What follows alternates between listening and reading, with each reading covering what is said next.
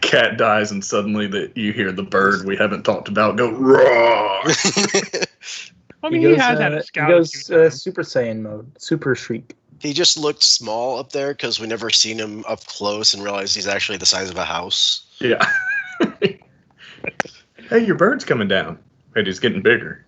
Why is he getting bigger? Oh my God, he's getting bigger. That's how perspective works. Oh wow, he's still going. He's hungry. He's still going. He is a small creature, meaning he is about the size of Gogmar himself. That's pretty big for a bird. I wouldn't fuck with that bird. Oh God, you have a swan. No, that's for the backup to the backup. Okay. First swan, then the swan. The goose. His name will be Swanson. No, you see, you guys go through an epic ordeal, and like all your animal companions die, and Gogmar's like, "Don't worry, guys, we just need to get back to Thistletop." You just shows him coming out of the woods with fucking like 3 geese. Let's do this. Cracks knuckles. All right, everybody, jump on.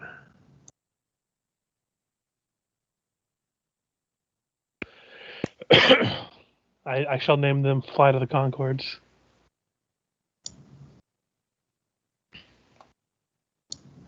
Swan Lake, man. I shall name them Honk, Bonk, and Jerry. I never knew there was an actual story behind Swan Lake, but unfortunately now I can tell you all about it.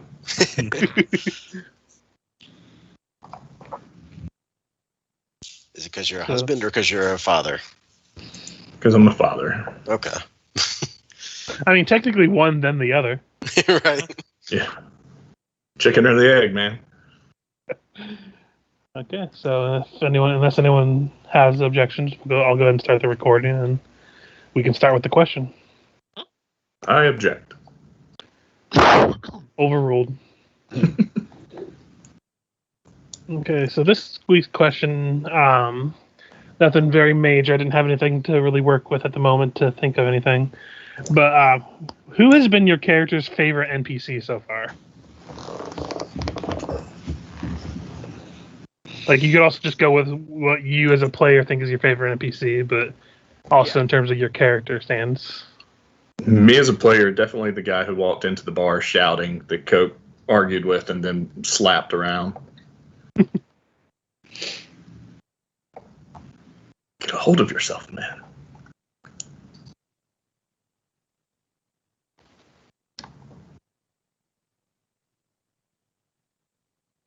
The silence is deafening. Yeah, I'm just thinking, because all of our best interactions have been inter-party. Mhm. Like that time that we convinced Emmanuel he was undead. There wasn't an NPC involved in that.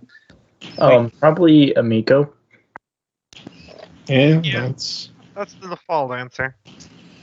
Yeah, she played along with some terrible things that you did to your friend. Yeah. Probably have to go with Amiko as well, just because, I mean, the contrarian me wants to come up with something else, but... Part of me just wanted to just say generic orphan number 3. I mean, it could also be villains, too, because Yeah. they're technically NPCs. Oh, in that case, yeah. At that point, definitely Ball Ripper. Just the jokes that I could make. Wait, Rip Nugget? Nugget, yeah. It's what I said, Richard. You know it. It's just the fact that when we beat him, we're all like, I think the gendered ratio of our party is what threw him off of his game. That was a good joke. Despite the Couldn't use his go-to move. despite the falling out they're currently going through, it would probably still be Nawalia. She wants her bestie back. The jokes about Rip Nugget just every time makes me think of that fucking meme. Grab his dick and twist it! Okay, let me say this. Out of character Gombo, it's definitely Rip Nugget. In character, that librarian I tortured back in Sandpoint. That's a good one. In character, Emmanuel greatly enjoyed that gentleman who took us boar hunting. When we killed? Yeah, before he turned against us and we had to kill. Okay. But we always have our fond memories. Just FYI for you, Gombo. The librarian lady was name is Sable. Sable. I know you've told me that at least 4 times, but It's all good. I can barely remember. It's good to people's know I real can't names. keep track of NPCs as well as anyone else. I can barely remember real names. I only learned your guys' names so fast when I first met you because they were literally written down in front of me, and there was a little light that flashed every time you talked. Yeah, that does help. Okay, so That's a good point. We should have like floating names above our heads when we have to mix and mingle in real life. Isn't that what name tags are supposed to be? Yeah, but I always feel bad when I'm looking at somebody's breasts. Yeah, that was my thought too. Whenever I'm trying to remember someone's name and they wear a name tag. Let me just hold on. I don't want to offend you, so let me very much pointedly stare at your chest for a minute. While my shitty eyes that need glasses try to read that name tag.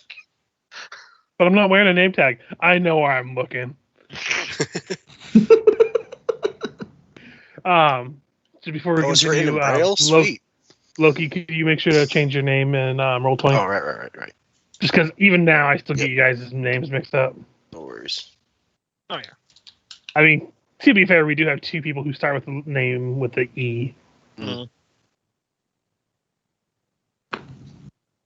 So, yeah, last session you had started your way through the clock tower, making your way to the woman named Zanesha that you had uncovered through some coded notes from the leader of the assassin cult. Well, more murderers cult than assassin, but be that as it may, you encountered a flesh golem as well as Amiko's brother, whose name eludes me right now because he's just so memorable. He's dead. But he's dead now, so it doesn't matter anymore. Didn't he just literally fall and splat on his face, or was I misremembering that? Yes, Pretty much, yeah. he lasted For all a couple intents and rounds, but purposes. then Kenneth pushed him off the balcony from the floor.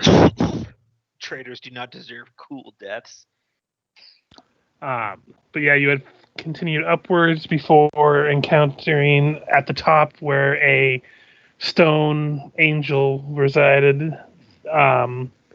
A monument to, ironically, Saren Ray that had been tainted from the years of weathered abuse, as well as its new resident, a Lamia by the name of Zanesha, who you fought and killed rather quickly, especially with the whole shutting down her magic. Before, she eventually fell. And we kind of left off at that point. I do remember you rolled really high, so I can reveal the magic items that she had on there, just so we can get that out of the way. Mm-hmm. I assume at some point a foam football hits Rish and no longer could do that angel form. Not yet. It's I'll just spare you guys. I let them use it as the lesser version of it, and once they get to the spell level, they can use it as a 4th level spell still. They just wait till then. Because otherwise it's just gonna negate 90% of fights that have casters. Realistically, I just too long for the nerf or nothing joke. Yeah, I just wanted to use my Nerf football joke, and I was just sitting here waiting for an opportunity.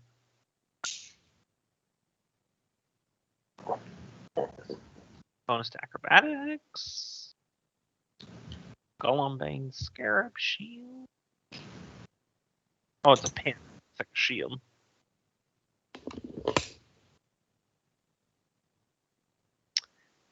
Nervous about when they give us an item specifically for detecting golem. Yeah, looks like we need to invest in some adamantine. In addition, she also has a ring of keys that go with what you can obviously tell is the row of about 5 chests that are beside her bedding area and what looks like a writing desk. Seems she had been up here quite a lot.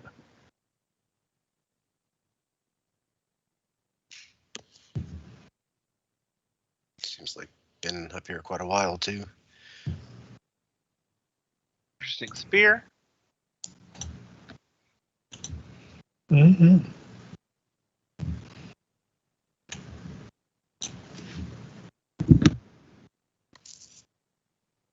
And yeah, that's a Medusa's mask. That is a good mask. Yeah, it's the one I forgot to use that entire fight. I mean, if it makes Did you ever feel any use the better. spear? Yeah, she used the spear a couple times. Mhm. Well, She was she attacking with it, and she did use her ability. I It's just remember you all passed, you fuckers, she managed to knock out Gogmert. So. for like a round or something, I think. Would that ring make most sense for Lucilla since she uses acrobatics a lot in combat? Yeah, probably. Mhm. I'll just go ahead and put that on my sheet now. Most of the other stuff could probably work for other people, but that ring. Yeah, like the long spear is Counteract. a special weapon finessable one that has the agile enchantment on it. Mm. So in addition to being able to use a dex for damage, it also can be used for dex to hit, which is usually not able to be done with a long spear. Ooh. I don't know who that would benefit the most, but I mean, I'm not It'd be sure, a- but I didn't want to change it to a different weapon since it's an iconic weapon that they introduced to in Runelords. yeah. I mean, it'd be a damn good backup for Emmanuel and Melee. does Emmanuel it- use Dex Yeah, instead he's an archer, so if he switched, I mean, Yeah. that would be Yeah, then I say give it to Emmanuel then. Yeah, I'm Fix is fine with her sword. So Yeah, I think it would mess Fix up with her shield. yeah. But if Although you, I mean, if it's you it's wanna, a buckler, but still, she's better with two-weapon fighting rather than two-handed fighting. well, if you look at some feats and want to switch, I'll just carry it for now as a backup, and if you ever need it, you want Plus the scimitar is the weapon of her god, so all the more like reason to stick with scimitar. Gotcha. Plus, I think you have Gogmert reach with would a long want spear, the don't you? mask. I don't know if you guys want to give Gogmert the mask. I will say, he's been very cooperative up until this point. Yeah. And even if he uses the ability, it's only 1 minute. So Fix, while not happy with the idea, doesn't see it as bad as it could otherwise be. I mean, at some point, we're gonna have to trust him. Purely out of character, Emmanuel comes from a military dictatorship. Right. So it's at some point, it's just racial. Mhm. We're gonna have to extend the olive branch at some point to earn our good alignments, Loki. Right. So Hey, I'm being fine. very good. I let them live. I haven't burned anything today Mhm. that you were aware of. I'm fine with letting Gogmert have Yeah. the mask if I get the ring. Yeah. It as tempted as I am to add a +4 on top of all my already OP saving throws, I think I'm good. Um, And that like, scarab, Hmm? I think either Fix or I got the adamantine scimitar, so I'm good. I think that might be real good for. Well, the scarab isn't like an item, a weapon, or anything. It's like a pin that you can Yeah, it's just a just text put on box. you. Yeah. That makes a lot of sense for Enable. Emmanuel doing a lot of damage. All I'm saying is I think But the does it work adamantine would with? override any DR that golems typically have. So Yeah, and you have smite too if you need it. yeah. Yep. I'm not dealing damage anyway, so someone else take it. It could Well- also make sense for the druid if you're going to be fighting pretty often, since it does unarmed or natural weapons, and I can switch to I can get some adamantine arrows. yeah. I think Emmanuel might still be best because Gogmer's attacks are so spread out between all the companions that I don't mind. Why don't you take it, Fix? I didn't catch that. the Adamantine weapon. Oh yeah, you already Yeah. got one. Got Yep. it. And if she needs to, she can smite, which passes all DR. Yeah. And I'm just looking here. The only thing that I would argue is that using natural weapons, it is gonna be hard for me to beat the DR of golems if we fight them. Yeah, and once I have adamantine arrows, it would make a lot more sense for you to have it in lion form. Yeah, I would vote, that makes sense to me, yeah. I would vote Gogmort take it because I'll be able to. You have a means to bypass it. Yeah, I have a much less expensive means to bypass it. Once I go back how much to town. adamantine arrows? I mean, you can get weapon bleach that can cover 5 arrows for pretty cheap. Oh, cool. Oh, 60 gold P per adamantine missile. Or you can spend like half that and get a single thing of bleach, and it lets you cover 5 arrows. Single use. That bypasses all DR or what? Bypass it. You can get it for adamantine. Oh, okay. Or silver or mithril or whatever. Gotcha. You just have Let's to take the time to apply it. Yeah, but it stays on for as long as you want. So does that mean should the mask go to Rish then?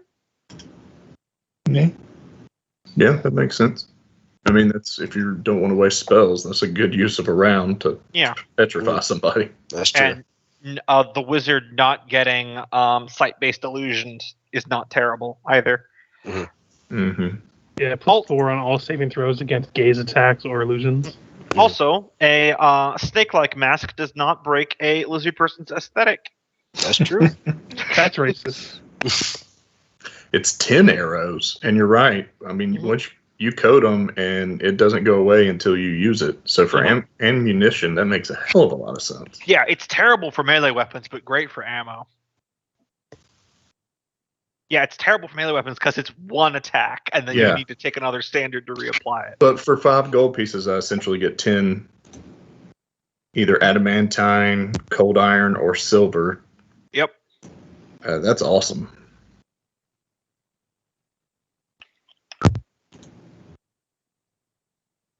Oh no, it's 100 gold pieces for adamantine. Yeah, but still for 10 shots, that's worth it. Yeah, as opposed to the 60 for 1 arrow. Yeah, or 6,000 he'd have to get to bypass DR on like an amulet or something. Sorry, we just started shopping in the middle of our victory. I'll be right back. I have a phone call real quick. Yep. Well, isn't this just classic TTRPG stuff? Oh, yeah. It's a bunch of guys getting really in depth about inventory selections and books and stuff. Every game ever. A lot of us do play for the loot, while Loki plays to uncover the map. Yeah, that's true. Jeez, I guess I just play for the story and lore. I just had to confirm an appointment. I'm good now. Okay. Now, what did you say was in the chests? Yeah, you guys haven't opened them yet. Oh, okay. We were currently looting a body.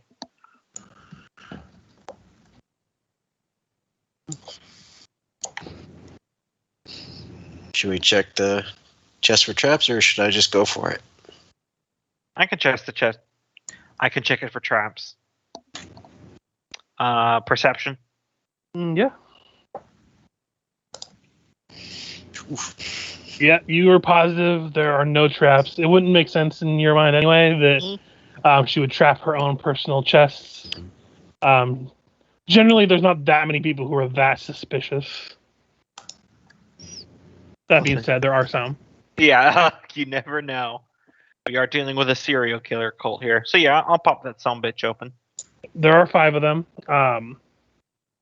Opening the first 4, you find each one is filled to the brim with little bags. Opening them up, they're all full of coins.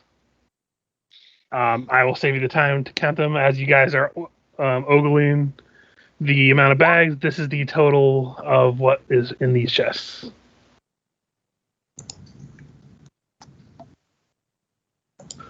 Well, lots of them are filled with copper pieces, which makes up the bulk of how much is in each chest. There are silver, gold, and platinum pieces.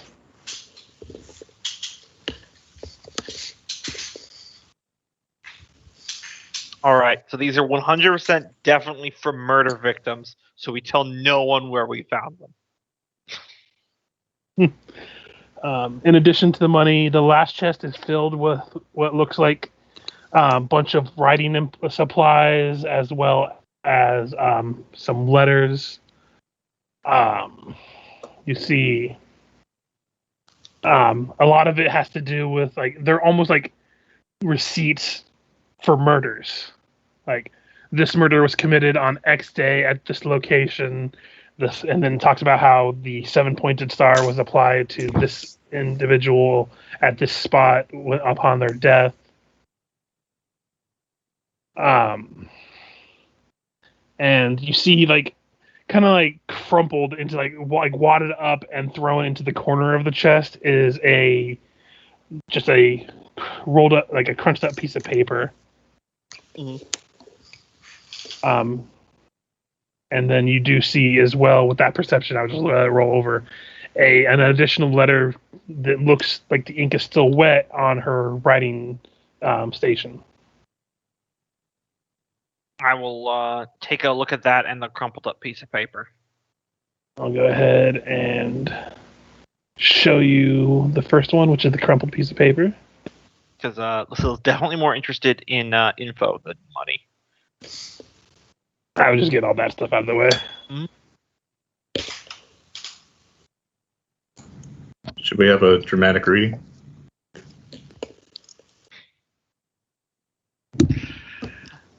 I feel like every time we force Cass to do it, a little part of him dies. I mean, we're all looking at him. Yes. I can feel the eyes through the internet. My sister, I trust your little band of murderers is doing well, gathering the greedy souls of our Lord's Rise. Has Magnimar proven to be as sinful as you had hoped? It may interest you to know that my plan to nurture greed here in this backwater has blossomed. The quality of greed in a soul is so much more refined when it is given proper care. Are you still simply carving the hedron on them as they expire? How crude! My method of marking is so much more elegant. In any event, I am sure that your plans for harvesting greed where and when you can find it in the wild are progressing well enough. I just hope that your raw, ungroomed, and likely inferior victims don't interact poorly when mixed with the purity of my own subjects. If you tire of your little project there, know that you're always welcome to come to Turtleback Ferry and serve as my assistant, little sister. Fort Rannoch should be in our control by the time you receive this letter. In any event. So there'll be plenty of room for you if you wish to take me up on my generous offer. Oh, and before I forget, have you managed to harvest the Lord Mayor yet? By all accounts, he might just be the cream of the crop at Magnimar. His soul might even rival several of my hand-grown harvest. Apparently unsigned letter. Yeah, there is no signature to it. The six of you kind of look over at and just kind of take note. You without having to roll. I know some of you skills are high enough. Turtleback Ferry is just a small town out in the boonies. You actually see it on the map actually here. As far as Fort Rannoch, you'd have to roll for that. It would be a knowledge local or a history. I'll do that, because that's what I'm here for. Actually, you know what? I keep forgetting I have this trait. I can take 10 on history, so I'll take a 10. That'll be 24. Well, okay then. I am smart. Give me 1 second.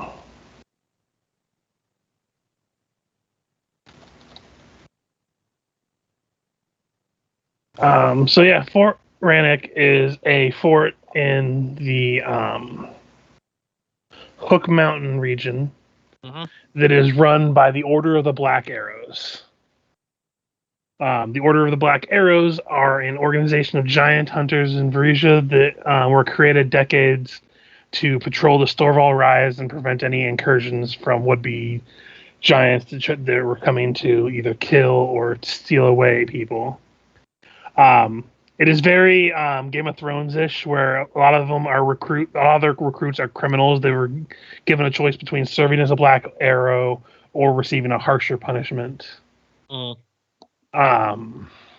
that is not. They also send third or fourth sons, second cousins of nobility, merchants who think their children wouldn't serve as a proper heir to their estates would be sent there as well. Though, despite the fact that there are quite a bit of criminals that form their ranks, they are known to be rather efficient and effective as a giant deterrent.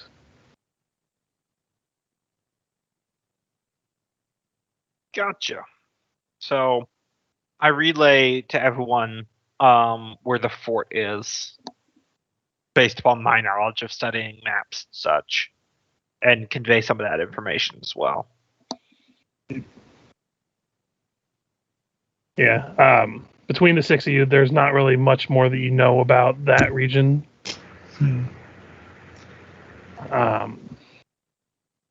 So you did find another letter. I will reveal as you look over it. It is. You can still see the inkwell open with a quill inside of it. And I'll show it to you.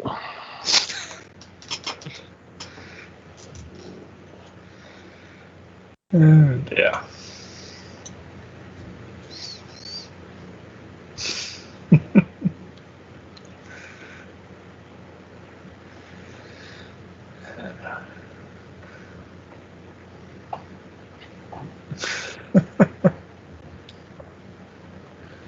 No need for a dramatic reading for this one. I'm the one that wrote this one, so it's terrible. Yeah. Not Several more words are unfinished and likewise crossed out. I don't know why I had an and added there, but you know.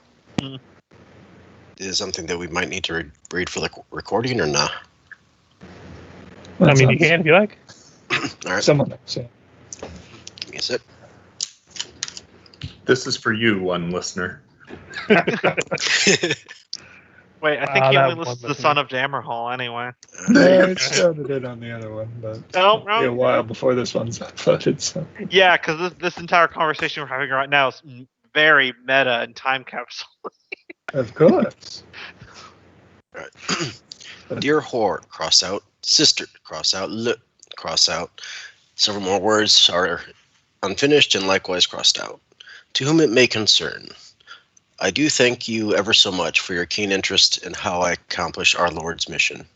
I'm sorry that your souls have been so subpar that you felt the need to waste all the time grooming the greedy nature of peasants, when I am practically bathing in the blood of those whose greed has fostered for decades. But fear not, dear sister. I know the struggles you must deal with every day, the bore of humanity, the brashness of halflings. If you had found your way to dwarven lands, perhaps you'd be as successful as I. But I digress. You clearly are in need of a vast number of boons, and one of my pet projects, you like to refer to them as, is en route to assist you in her training. The project is a deliberately adept young woman who has embraced the mother with every fiber of her being and was soon to be champion of our faith. However, she has been struck with an obsession after her last mission ended in failure and has talked of converting another to the pain of insanity. As amusing as I thought it might be, as amusing a thought as it may be, a paladin of the sun is ill-fitted for the mother's embrace. So I send her to you to assist you in your misdeeds. She's grown far more powerful than you or I, but is in need and training, I advise you to have her. The letter trails off in still wet ink, as the letter seems to have been penned rather recently. I wonder who that could be. Mm-hmm. Sounds like a Sith. Well, I mean, I'm not saying there isn't laser swords. I mean, isn't that how Afixa's Nualia story is going to end? We'll find out. But yeah, With someone getting their privates burned off in lava. I do actually like picturing Afixa reading this aloud to everybody. Yeah. You all kind of taking it in, and you just kind of hear from over Afixa's shoulder, like, "Huh, 3 guesses who that is." As you all turn to see a man in a azure blue skin, kind of staring at you with white eyes, big grin on his face. You're different. Am I? I mean, looks at himself and looks back at you. I suppose so. As he, like I say he steps towards like the center of the group, but he more like does like pirouettes and shit, and kind of poses like, well, one of you may know me, but allow me to introduce myself. I am Yukai, and he does like a dramatic pose. I actually do have a picture for this. Fix would check her shoulder and like. Yeah, he is gone. Bird is now man. Lucilla just mumbles on her breath. Oh no, not another fancy person. Emmanuel's trying not to let his jaw drop as he is very impressed. Is this like a full-size person, or is it? They are, I believe so. Let me just double check. I believe they're medium. Yeah, full-size person. Yeah. Yep, medium creature.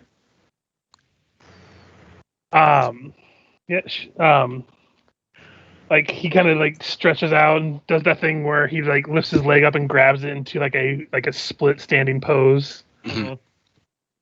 It's like, oh, it's so nice to not have wings for a moment. Have you been able to do this entire time? Oh no, it's been almost 2 decades now that I've been in my humanoid form. I mean, don't get me wrong, it's been quite nice being your feathery compatriot, but sometimes you just gotta stretch the old legs, you know? Yeah, he's very dressed in a very flowy dancer fashions. Loki, I did up. If you look at Yukai's character sheet, I did put in the features about this character. Okay. Anyone else who wishes could also roll a knowledge planes to understand what the hell this thing is. Is the bird still on Fix's shoulder? No. So 26. So this is a angel. In particular, is a Dapsara angel. They're considered physical representations of beauty and grace, studying music, dance, poetry, singing. They often are messengers of Shaylin. Makes sense. That makes sense.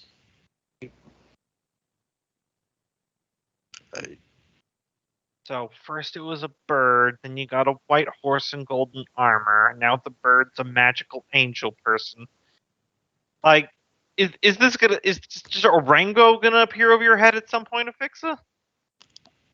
I mean, like, I'm fully expecting us to leave Magnimar and just you get immediately approached by a unicorn.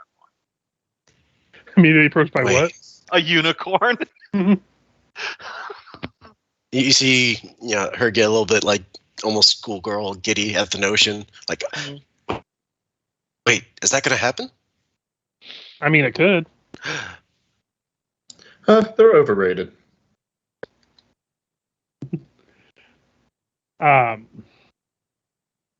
there is a general sense of like his demeanor is of that like not like childlike, but just like merriment that he is able to move around. He's like at this point not being able. He hasn't really stayed completely still since you've all like drawn eyes on him, and he's been doing like circles around a lot of you.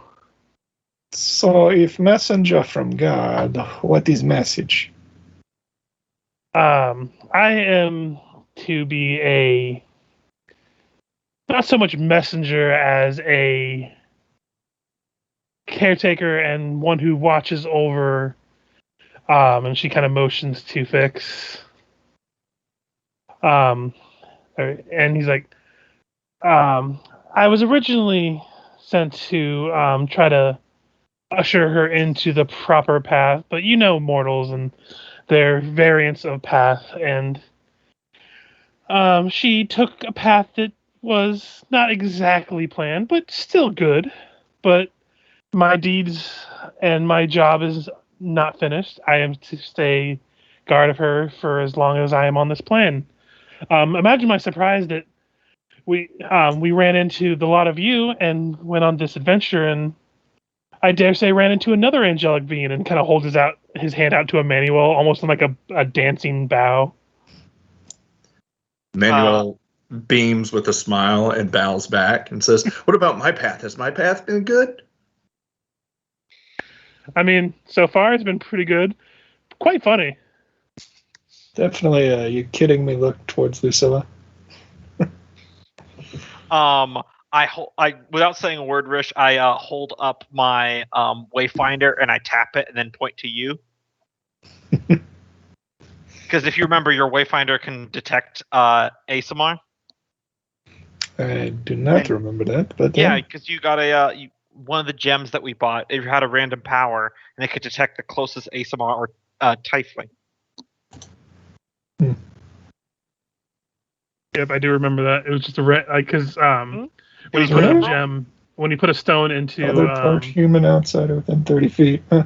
Yeah. Yeah. So yeah. if you check it and then make sure you're physically closer to Emmanuel, you can check. This was something Lucilla was going to ask you about afterwards, but yeah, well, do that. It clearly points to him, and still kind of moving it around like, is this thing broken? Wait. I crawl up to look, and I'm going to do a will save, not to scream, I fucking knew it, at the top of my lungs. Come on, that one. Yes! Natural one! I scream, I fucking knew it, at the top of my lungs. Is this some kind of elaborate ruse? Of course you all wouldn't do that. Are y'all trying to trick me No, into of course believing they I'm something that I'm not? Guess Father Xanthus's treatment was far more potent than I thought. No, okay. We all know that was horseshit, Fixed. Stop lying. You're the literal angel here. I know. I say that out loud. No. Well, I mean, Emmanuel, yes, but we allow jokes. Emmanuel, you're an angel person, but you're an eagle-damned ASMR, not a human. That can't be true, because both of my parents were humans. Oh, wait. Does that mean my mom or my You're supposed to dad? be down in your lineage. I don't exactly know what sired your celestial upbringing. I can't just detect where you come from in terms of the heavens. Lucilla adjusts her glass and says, actually, if one of your parents was an angel, you would actually be a half celestial, and that would be quite obvious. As I say, as I adjust my glasses like the know-it-all nerd I am. As is the picture. Yes. So, am I the first angel that ever was undead? Just like, I just imagine awkward silence. Okay. Yes. Okay. Honesty time, Emmanuel, since it's a day of revelations for us all, standing over the body of this dead snake lady. Yeah, we made that up. I like the dramatic timing of the music. That was perfect timing on the music. For some, I just noticed it wasn't playing for some reason. You made up the angel part? No, the undead thing. We were just playing a joke on you because you literally drank human blood at a murder scene. And that's kind of problematic. So it was just a big, long, elaborate joke that Fix came up with, and then I played along with, and then we got Imiko to heighten it. Like, did you really think that you requested a coffin for your inn room in black roses?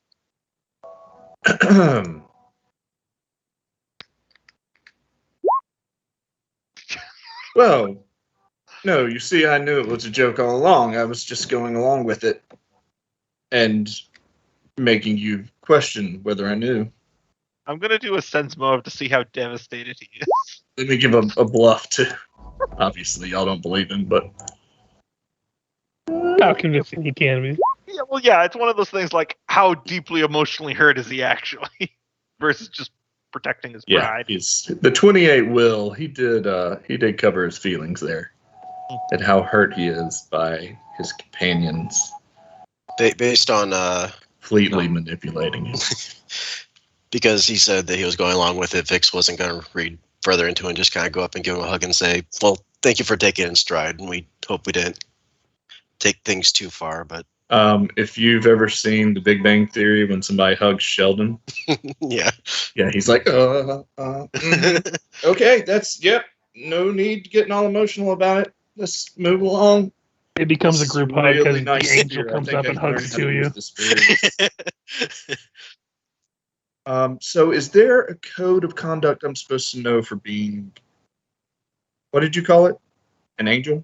ASMR. ASMR. He's an angel. You're on ASMR.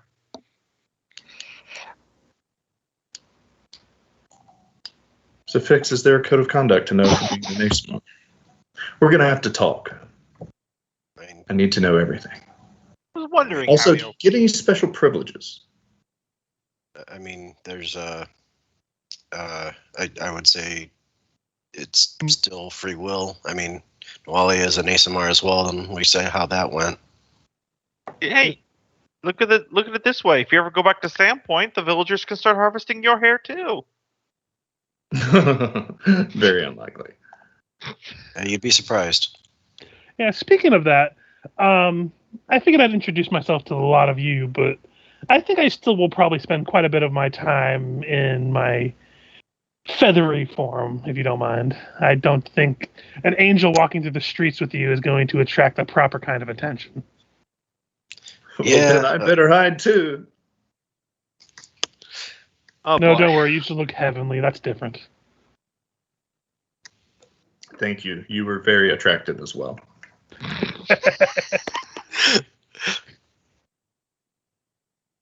But yeah, he does a jumping flourish and just front flip turns into a bird and lands on a Fix's shoulder.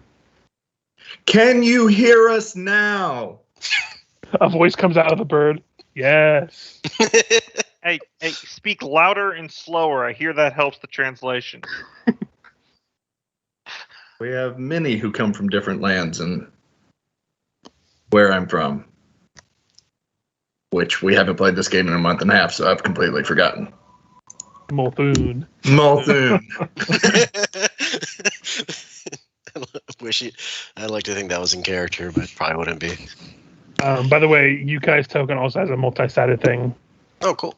So if you right-click, you can do multi-sided and choose the bird form versus humanoid form. Gotcha. They can go back and forth at will, but just they are a character under your control. You can just have them do whatever you wish. Another companion critter. Get. You did see what they could do in terms of their abilities. Yeah. So they do have options in case you need to have them do other things other than just be a bird. Bardic performance, all that good stuff. We can either have him flap in their faces or distract him via contortion. Fun fact, they can also change into a cloud of perfume. Great. Well, See, and that's going to be problematic if somebody inhales them and then he reverts back. that's very handy if you have a very particular kink at a brothel. Don't judge. Yeah, I'm not judging. I'm just saying it's handy. Just point out the utility of it. Mm-hmm.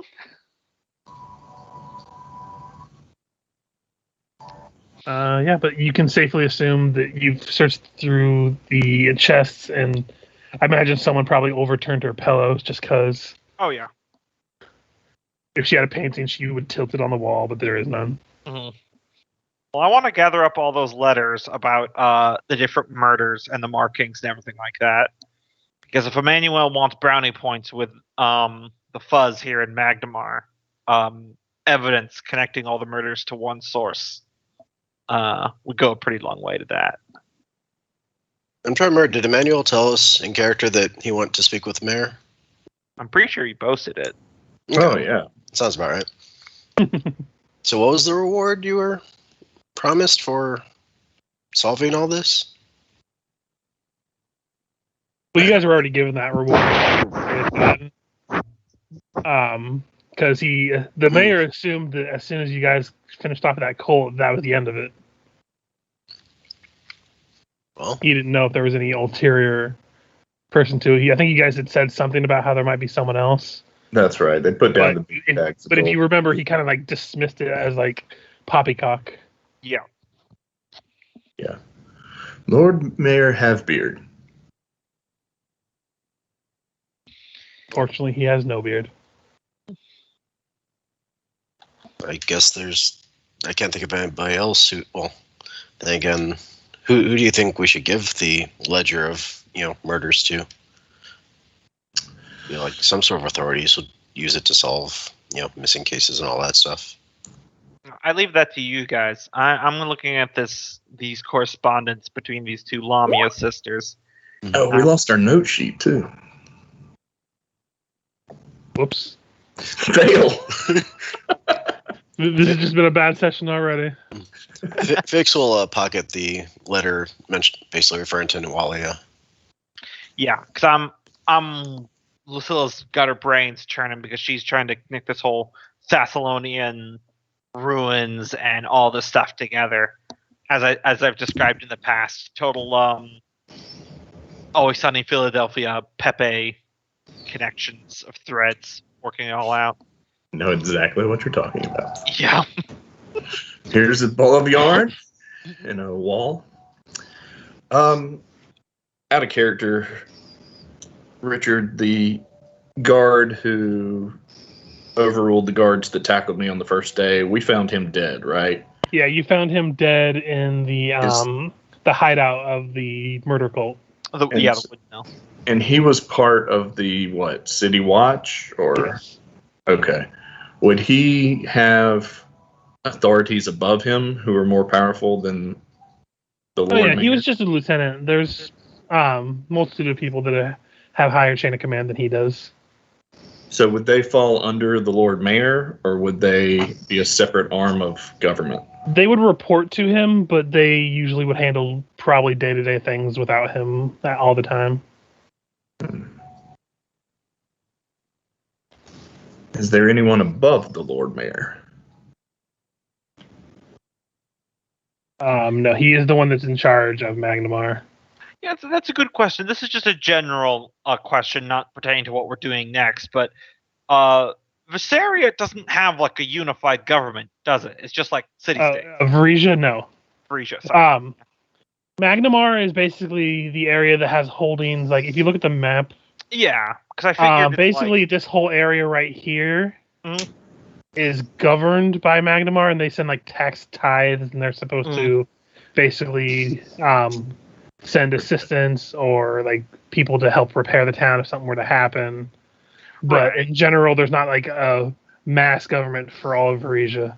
Right, and then But then there's Riddleport that handles that. There's the area over here that's the Minesman Mountain. There's a lot of dwarven people who handle shit over here. Right, because that's one of their. The Storval Plateau, there isn't really anyone that handles it. It's Shawanti. there are Shawanti and giants aplenty up here. Yeah, because I remember there's a lot of. I remember when I was researching Shawanti for Curse of the Crimson Throne, there's a lot of talk about the Cinderlands. So It's essentially like if you think about it as the Shawanti are like the Native Americans being pushed further and further into the desert. yeah. It's essentially what that's happens close, with the Varisia and the Storval Plateau. Mm-hmm. Yeah, I was disappointed to learn that dwarven sky fortresses were not actually flying fortresses. I know. It's because they were on the quest for the sky and all that. Yeah, and it's because they're on like the tops of mountains, so they're like touching the sky, air quotes. But they're traditional, like in Sons of Damerhall, I call them dwarf holds, but it's the same concept. Okay, that I was just curious about that. So the good news is if we ever need to outrun Johnny Law, we don't have to go to another nation. We just have to go far enough in any one direction. Yep. Okay. Yeah, the inner sea region has a lot of different governance. Yep. It's very fleshed out like that. It's like the Mediterranean area. Oh yeah, it's the world. exactly. I enjoy it. The more I read about Galorian, the more I come to really like it. Well, my suggestion would be to perhaps get a one-on-one with the Lord Mayor Halfbeard so that he's not around any of his peers. And that way there's no egg on his face when we give him this information. And he can work with us privately, keep it calm and quiet as we continue to investigate. I'm fairly certain, I say as I'm collecting other materials, that we did kind of squish the active cult in this area. But I think it's connected to something wider going on across all of the nation, the lands. Well, if he rules Magnimar, who assists across the other towns, maybe he's gotten requests from other towns, or do you think we should just keep this information to ourselves? Well, as the most capable group available to deal with something like this. Rish and I are currently on assignment from the Pathfinder Society to be looking into this stuff anyway. So it looks like the Hook Mountain area might be our next stop, judging by the letters that we have found here. Yes. Is possible another well there? Oh, yeah. I've got some theories, but it's mainly just spitballing about what they're trying to go after. Do you know much about the Hook Mountain region? Is there a large... No. Bad map pet. Go away. Are there any cities near there? There is a fort up there that was mentioned in this letter that is being run by the the Order of the Black Arrow? Yes. Correct? Yeah. Woo, got it in one. The Order of Black. So go ahead. I was going to say, if you'd like, you can roll a knowledge local for the area as well if you want to have more details. But Sure. And you do know that the Fort Rannoch is run by the Order of the Black Arrows. Yeah. Fort Rannoch is ran by the Order of Black Arrows, which is giant hunters. Can you take your 10 on that? My knowledge local, no, only knowledge history. Okay. If I could take a 10 on all knowledges, that would be insane. Yeah.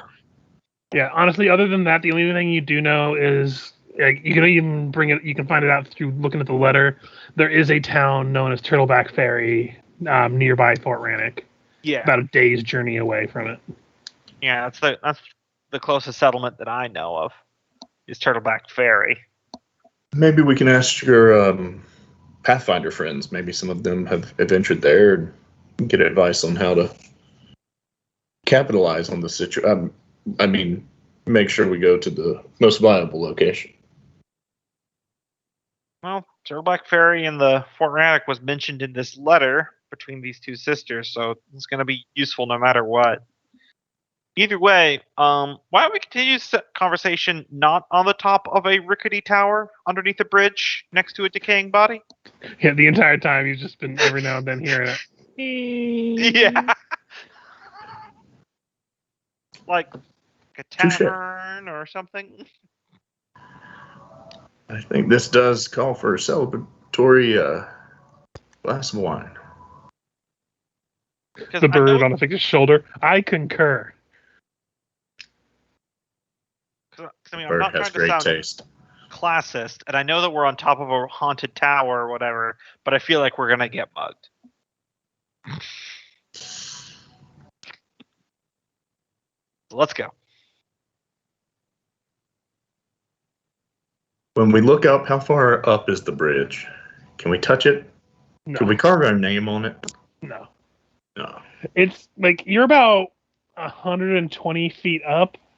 It has probably a good 80 or more feet still to go, Yeah. if not more, actually. Does it look like it was made by giant people or just? Clearly, it was meant for something like a lot bigger than what today's society is. Mhm. It's hard to really judge about what it was built for originally in the past. As looking out, like I can actually just bring you to the Magnimar map real quick. I'm not sure if it's familiar for you or not. Yep, I can see it. But like right here is the bridge, and it has pillared structures still jutting out into the water. So it looks like it had gone across the water at one point. Yeah, that'd be. I mean, that bridge is the size of. A couple blocks. Yeah, like eight blocks across. So that's. I think people were larger when they built that. Let's see, just from the tip of it to the last pillar, that's about 3,000 feet. Oh wow! Or was built for larger people. Yeah, I'm just saying Called this way. helmet. What a weird color. Obviously, it was giants somehow. And even with the study of what people have learned of ancient Thassalon or even old Aslanti, there's still not a lot of knowledge of what happened back then in terms of like everyone knows that they were very magical, but they don't know why they built a lot of things still. Like even like the relics that they know of, there's a lot of times they just don't know what they are. Like for instance, in Sandpoint, the what was known as the Old Light, which is like what everyone looked like. It looked like a giant lighthouse, but it was really just an obelisk. There wasn't really anything detailed otherwise, so they just assumed that it was a lighthouse, but they don't know for sure. And Aslanti and Thassalon, that was all pre whatchamacallit, the era of darkness or whatever. When Yeah. yeah. It doesn't pertain to this, but I'll just tell you in terms of like you're a well-versed historian anyway. Eridan, which is the god that had died and caused the years of darkness. Yep, god of humanity. He was what was known as the last Aslanti. Okay. So he became a god after Aslant and Thassalon fell. Okay. So these are way back. Yeah, very super old. Yeah, so that's why like it's like trying to like know everything about Babylon nowadays. Yeah, to put it in context for you guys, because I imagine Lucilla babbles about this stuff a lot. The Age of Darkness that Richard and I were referencing, dwarves weren't even a thing yet. I mean, they were a thing, but the surface didn't know that they existed. Mm-hmm. Yeah, back in the heyday, it was just pretty much humans and elves with some halflings thrown in for fun. Yep. Halflings, historical and Galorian, get the shit kicked out of them a lot. All the time. All the time. Gnomes don't even get as much shit. And they have done nothing to deserve it, by the way. They don't even have a single nation. Yep. They're just smaller, so people pick on them. Easy prey. Reality. So anyway, let's go to that tavern where they have the really thick pig fat everywhere that everyone hated, but I love. I probably prefer a different one. We could try a different one. There's still other taverns. We could. Yeah, see we what could else try a is place around. under the bridge.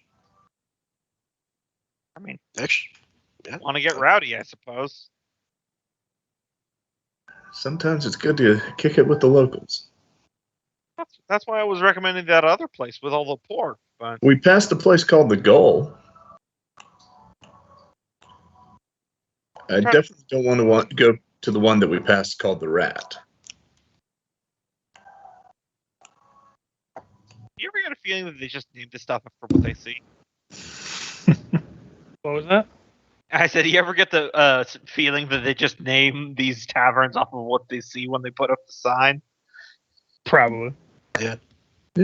Pig flavor one, not bad. Not good, not bad.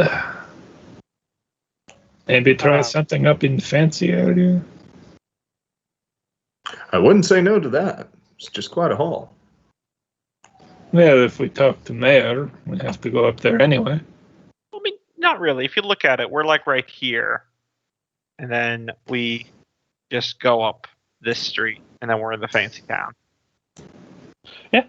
I mean, not too far. true to real life, the fancy place and the poor place are relatively close by, but Yep. very different. Well, I mean, Well, naturally. you have to have your servants be able to walk in.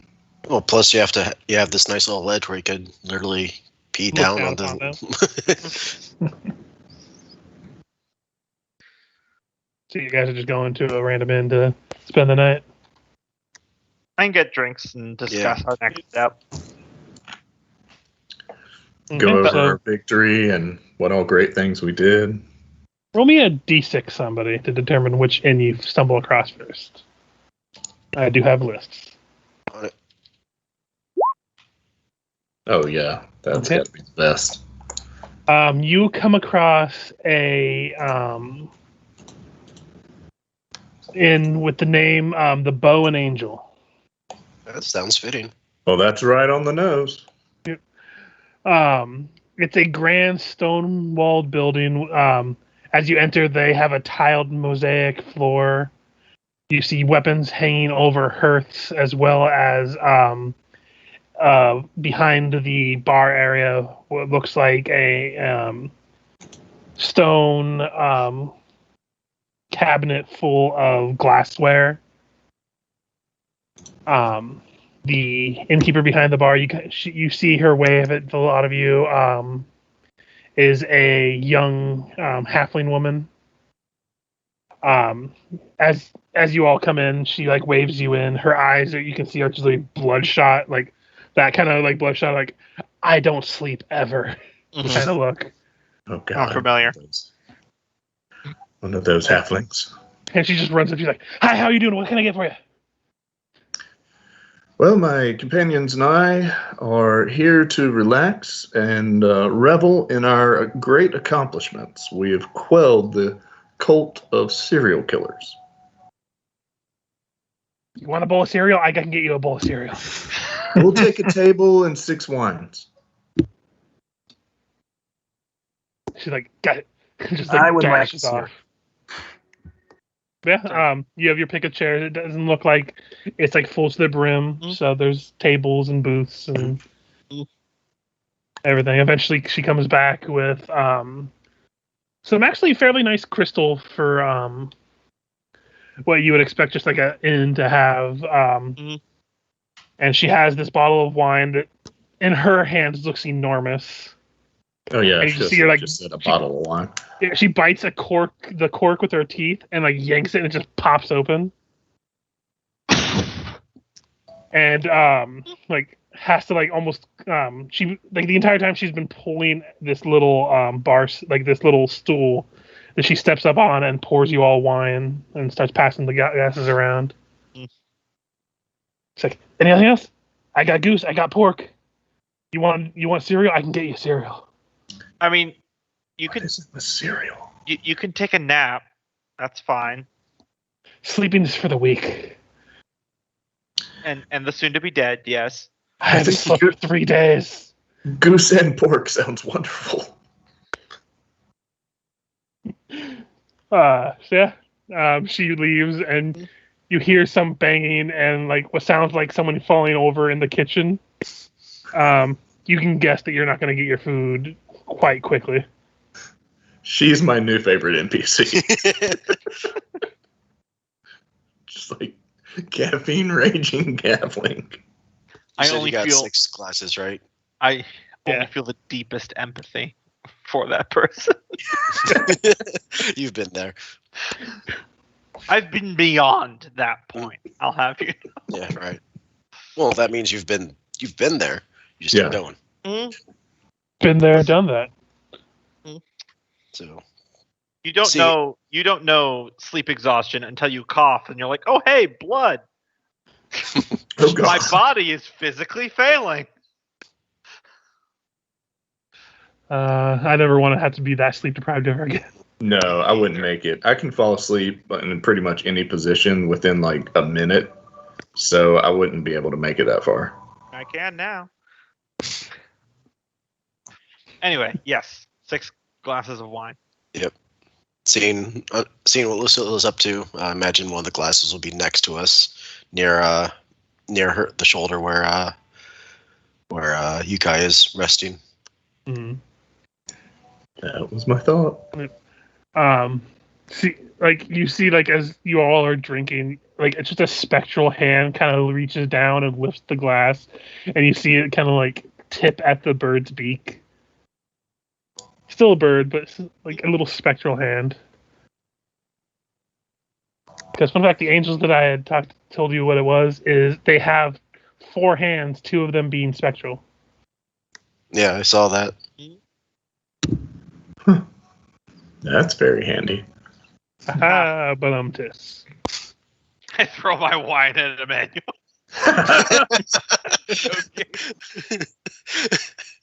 And that sets the tone for the evening. More wine! You just when you scream for more wine, you see the halfling woman. She practically kicks the door open to the kitchen. She's like, "I brought your goose and pork." She comes running. And it is literally a goose's beak sticking out of what looks like a whole piglet. She's like, "You ever heard of turducken? This is worse." Okay, now I'm just intrigued. I'll take a bowl of cereal. The fabled turducken. Yes. Oh yeah, and you guys didn't want to go back to the bacon place. So is this like a poos? Or a goopig. Or a goopig? Neither of those sound appetizing. A goog. Manuel Or a starts purse, slicing a in and poos. passing everybody a plate. Looking at it, it definitely looks like just roll me a perception in general, just for fun. Slowly but surely growing more concerned for the halfling. Yeah. When you said you'll take the pork and goose, it looks like she took 2 different platters and kind of put them together. Like she was offering you either or, and you said yes to both. So she she's improvised. stuffed. So it's a pork stuffed goose. Goose, good. Yeah. Pork, good. Yeah. Honestly, if you were to try it, it doesn't actually taste bad. It just looks horrible. Oh, make sure to eat some of the goose with some of the pork in the same bite. Okay. Yeah. Kind of I'm not reading through Yukai's stuff, I am kind of curious what calm emotions would do to that poor halfling. I mean, there's one way to find out. Please do it. Do you think it's something Yukai would do? Probably. Let's make sure we get another bottle Go of for wine it. first. Yeah, we'll wait till after the next bottle of wine. Eventually, she comes back with the other bottle of wine and a bowl of what you assume is when you said you were interested in the cereal. She took it to heart and just grabbed it and came out with it. Oh. Which it just looks like baked rice. Because fun fact, you can make Rice Krispies really easily. There's no milk. There's just the cereal. Oh, okay. Just a bowl hey, of grains. I recognize those. I think some alchemist invented that to try to curb libido. No, you see, those are the flakes. Yeah. But yeah, I'll say when she does that and you kind of get this idea to calm the emotions of this halfling. She's like, "Okay, I got you the wine. I got you the cereal. Can I get you anything? Oh, I'm tired. We'll look after the place Don't if mind you- me. I'm just gonna. And she starts crawling over on the table next to you guys. I'm just gonna clean this table, and she kind of puts her head down on top of the rag. Oh, bless. If you need anything, I'll be right there. Look at bird. I think you broke her. I think she broke herself. Now the question is, who's going to serve the rest of the people? There are other people. It sounds like the them problem. Yeah, looking at her, there are other patrons that have kind of just watched this nut house just running around like crazy, but she does seem to be the only person working here, which might explain the no sleep. Looks like we have another mission, team. Yeah. You know what I do for my fellow halflings. All right, you guys do whatever. You know the score. I need to go take care of this. I'm very good at pouring drinks. Has this just turned into bartender RP? Yes. Like it. Your bar. Sure, make a profession barmaid and see how many tips you get. I mean, that's not too far off than what I would have you roll. So I don't actually have. I've got a profession librarian or profession scribe. Sorry. hey, you'd be excellent at taking the orders then, huh? Mm-hmm. I could schmooze him with diplomacy. Just for hilarity's sake, just someone roll me a d20 for the night. See how well we do. I spoke up first. Yeah, I think it's got to be the halfling. Oh, Wow, we failed. No, really, it's You know what? inside You know what? the goose. No. I am using one of my fate well points. spent. Yep. I am a halfling. This is a matter of racial pride. Okay, I'm not experienced at it, but it is a higher number. Right. Yeah. So, regardless of whoever wants to help Lucilla, either way, eventually, most of the bar patrons do eventually kind of just like feel bad for the woman asleep on the table, and Lucilla, like, you're trying to at least help, like, keep pace with the cleaning and everything. Yeah, going in to like the kitchen to see like what's going on, make sure nothing's burning or on fire. Yeah, this is definitely just a one-person job right now. It seems to be that she's been kind of alone for a while, and just everything is all over the place. But somehow still, like, you know that messy organization where you can tell someone knows where everything is, but it's a complete disaster? It's Sounds more or like less that, but the good news is you don't burn the place down. That's good. But you don't make too much headway in terms of upkeep. Fix a quick question. When you sing, do like small woodland creatures show up to help you clean or anything by chance? I could try. I mean, I don't know if it could make it worse. Hey, above 10 is considered averaging, so you're not terrible. Mm-hmm. Cockroach runs by. I would love it if you got a natural 20. Right. In the process, I'm going to also cast. What's the? Yukai gives you gallant inspiration, so you can roll a 2d4 to add to that skill check. Oh yes. Manuel's gonna go out to wand. There you go. Ooh, 21. Max, roll, nice. Emmanuel comes in with his fiddle, and he's gonna play fiddle to back you up. There you go. Okay. So it goes from, that might explain the 7, like, you guys, so yeah, Lucille, you actually weren't doing too bad. But then Afixa and Emmanuel will start to perform, and you start to get in-lookers from outside, and the bar starts filling up with people who's enjoying the show. You're not helping. And suddenly they go from helping to you're a little overrun. Okay, I have 4 castings of enhanced water, which lets me turn water into booze. Hey, so I that's a parlor conserve trick in of itself. I conserve faster. And I picture Gogmart and Rishpa are in the kitchen. I do also have the cantrip Sift, which lets me look for an item magically within an area rather than penning through things, so that'll help in the kitchen. I'm taking this very seriously. Yeah, we clearly are. And as part of the oratory performance, just for good measure, she will use her spell-like ability, summon nature's ally, and get a lot of little birds to flock in. They probably wouldn't clean, but they'd hang around for a little bit. Again, it really explains the 7. Yeah. Yep. And I then would a like- lizard folk walks I would over like with to a say- raw pork or a raw half of a pig and puts it on the plate and says, "Pork." And not do I- much cooking beyond grill. Yes.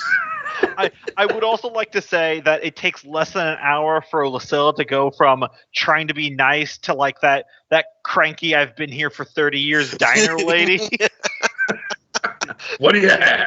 Was Even like, as loud okay. as everything is, the little halfling woman is still just asleep on the table. Yeah. You see some people It's just one actually of those- playing cards around her now. One of those things where it's like, okay, so with a pork cut that comes on either side of bread or salad, what do you want? Olive bread, you're getting salad. Oh.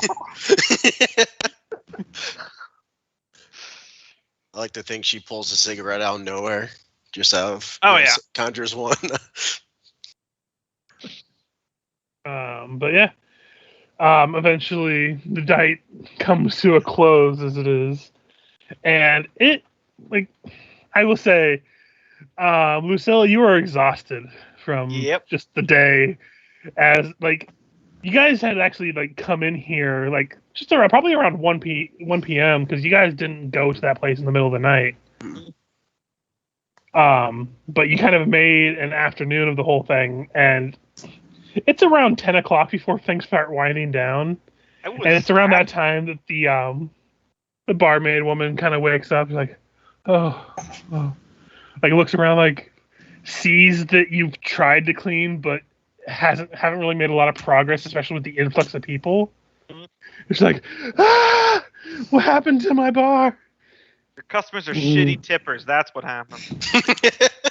Nothing. Smoke coming out of kitchen behind. Cue, like, she basically shoos you, like, if you want rooms, they're over there, and then she just like runs and begins to try to clean everything as fast as she can. You know, she should be a little bit more thankful. I've heard countless stories of adventurers destroying taverns. This is the first time they've ever tried to successfully run one for someone to help out. Right? Hey, she might be thankful later, but you know, she woke up to a mess. To be fair, it sounds like she just gave us free rooms for the night. No, she said over there, across the street. Oh. No, she said over there, and she pointed to the stairs. We see how jaded at this point Lucilla is and just assumes. Also, I just imagine during this entire epidemic of us trying to do this and messing it up, there's just Gogmert disguised as a halfling just calmly sipping water in the corner, just like, I'm not helping. I thought he would have gone in the kitchen and just been playing with the fire. What do you think the smoke was? Make my famous goblin mud pies. I mean, there is Are a they market made of real goblin? of authentic goblin cuisine. That could be. Yeah, that there could you be. All Not right. artificial mud, though. Oh, and there was totally a couple of curled up cats and a giant snake by the fire. Yeah. All right. So forget the rest of this campaign. We are just going to be running taverns Oh campaign. man, we just leveled up, so it's too late to dump the skill points into profession bartender. There's always retraining. Yeah, I was about to say. All right, back on the mission, and level 9, we're coming back to buy this tavern. Sending Yeah. level will be on the market. I crawl into a bed. Yeah, if there's anything else, you all find Yeah. sleep, restful sleep after the day's work for at least some of you. Mhm. I tried. Damn it. And it seems to appreciate it since, as you wake, the woman is still there, though everything is a lot cleaner than you had left it. While she still looks sleep deprived, she looks better than she did last time. Mm-hmm. And she like points to a lot of you, like, y'all, you're the ones that did all the things while I slept. Okay, the small woodland creatures were not me. I just want to point that out. Sorry. Except for the ones tasty, that. though. Now look, I'll say this the kindest way I can. Y'all are shit. I appreciate it. So, free rooms for the last night and free food for this morning. But y'all are shit. I mean, that's fair. That's a new one for me. And she introduces herself as Cora Grubbs. Mm. Of the Magnimar And- Grubs. Cora, why don't you have any help here? Well, my last cook was murdered recently. And the one I was training decided to not come into work after he said he was going to work at a sawmill for the morning and come in the night, and then he just never showed up. Yeah, we may know something about that. Well, good news is I have more people to call on if I need help. I just needed some time, and luckily Fix this would, morning seems quiet. Fix would meet Lucilla's eye and using body mind just kind of convey. I'm kind of concerned that she seems suddenly connected to all these murders. I mean, so are we.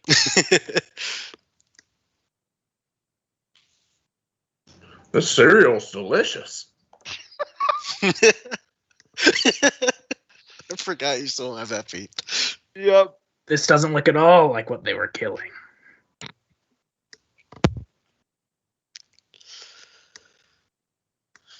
You want to shut that door though? Well, where do we go from here? Well, I think we need to do something with that ledger. I imagine somebody could put it to use as far as, closing A out. bundle- Yeah, it's. I think it's a bundle of letters, but yeah. Mhm.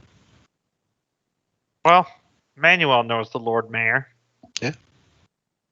Though, didn't you say something about the Pathfinder Society hiring you to do this sort of stuff?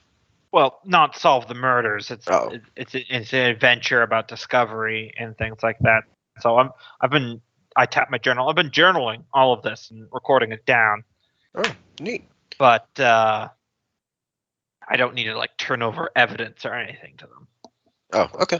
Well, then yeah, I think the mayor, so he could do what he's doing. Pathfinder Society isn't exactly authority. Yeah. And in Varesia, they're relatively new in terms of an organization. The only place where they really have a serious stake in government is Absalon. Yeah, and then they have some serious clout there. Yeah. Yeah, I'm pretty sure that's where pretty much all of their level 15 plus members just kind of chill. Yep. The lodge in Andoran, where Lucilla's from, it just has a really friendly relationship with the government and the university, but they're mainly academic or anti-slaver, like most Andoranians are. Andorians, sorry. Those are the blue guys from Star Trek. Basically, yeah. Listen, there's only so many names that go around in fiction. I mean, how many sci-fis have the bugs? Mhm. So I mean, hell, the goblins in World of Warcraft are essentially the Ferengi from Star Trek. Yep. So y'all go to the Lord Mayor? at least Emmanuel does. Fix would tag along, just out of curiosity. Yeah. Doesn't help that he was kind of mentioned in one of the letters. Yeah, I guess that's a good point. I'll linger in the background then.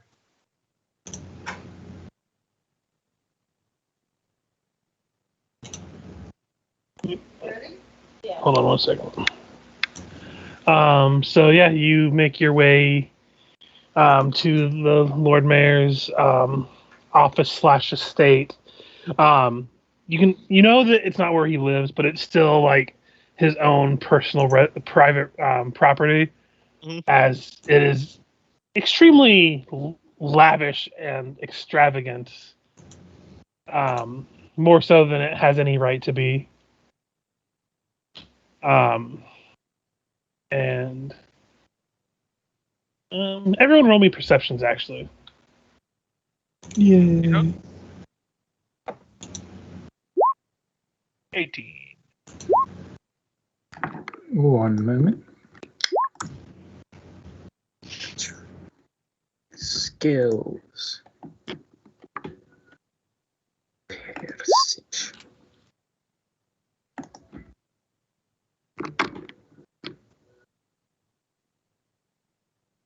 Okay, so Fitty and Emmanuel doesn't really notice.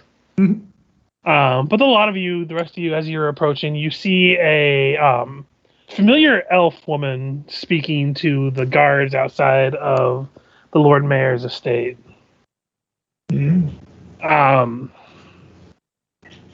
Through most of you recognize this woman as the goblin expert you had talked to in Sandpoint back when the attack had first happened, by the name of Shalelu. Yeah, I remember her. The like ranger lady. Yep. Mhm. Gogmer, you recognize the woman who has single-handedly massacred more goblins than you can count. That's a wild Batman sighting. Like, yeah, she is essentially the goblin, like, equivalent of seeing Batman in the night coming for you. She has made it a personal mission during your experience of her hunting down goblins around the Sandpoint area. Interesting. Oh, Gogmar, we should introduce you to this lady. She knows a lot about your people. He is currently disguised as a halfling, by the way. Mm-hmm. Yes. As I always am. Very, racially insensitive depiction of a halfling, but a halfling nonetheless. Oh man, add that one to the token shifter. Oh, yeah. Oh, my God. Well, gonna have to do that eventually. What is with that depiction? Someone's like the hero of the Lord of the Rings. Anyway. But yeah, she seems to be talking to the guard about like she seems to be questioning them about speaking with the mayor about how what's it called, finding out where like the location of someone she's looking for is and everything. Yep. Like, What was her name again? Shalelu. I give her a call and a wave over. Yes. Shalelu Metro Dallas Pass. Shalelu. But yeah, as you get call her her away, over, you hear Gumbo, or you hear Gogmer mutter from under his breath, "Murderer." but yeah, as you can call her over, she kind of looks at the guys like, "I'll be back," and she kind of like waves at you all, and she's like, "Well, isn't this a sight for sore eyes? It feels like it's been months since I saw you." Oh, yeah, it's certainly been a bit. It's been eventful. Did you ever figure out those goblin issues that had been assailing Sandpoint? Yeah, we found a solution to it. Distinct look towards Cogward. Yes. Turns out it was a whole thing with a bunch of people hired to try to summon a demon or something. Huh. Well, I mean, Mostly that can taken care of. happen, but usually it doesn't involve goblins. That's a little crazy. Well, the goblins were being manipulated. Yeah, it was like they're pretty gullible. it was like a cult living in their basement type deal. This was Barghest, yes? Was demon we fought? Yeah. Actually, thinking on it, that's been, 2 demons cults chilling in a basement? That's starting to become a thing. I mean, I guess one was the necromantic. demon but cults aren't going to be in close. the penthouse. This isn't Chiliax. Kind of was at Sawmill. I mean, Yeah. And For the one on clarity, top of Shalelu. that's- Then we came back, and there was a serial killer, and then a cult of serial killers, and we counter-stabbed them, and that's mostly taken care of now. first of all, well done. Second of all, this is a lot. Third of all, well, it's nice to see you again. I'm currently in the works of trying to talk to the Lord Mayor here about finding out the location of some individual I'm looking for. Well, you should come with us. I'm one of his enforcers about the town. I I'm really he'll hope give you not. the He's time kind with of us. full of himself, and I'd hate to see the like. I pinched the bridge of my nose when Emmanuel says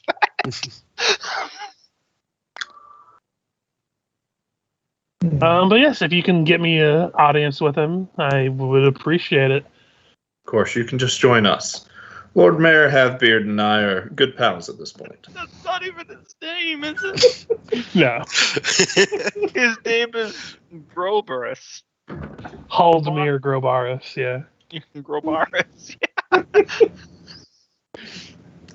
We all know what Emmanuel's shtick is, though. Mhm. Oh, I know. Then throwing his lungs out when saying his name, which he hasn't done for a while.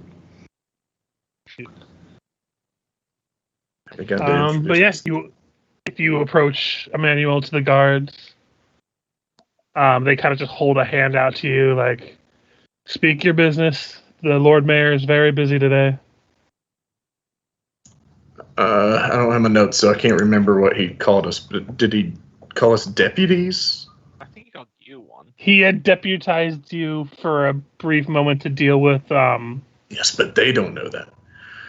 We're deputies of Lord Mayor Halfbeard.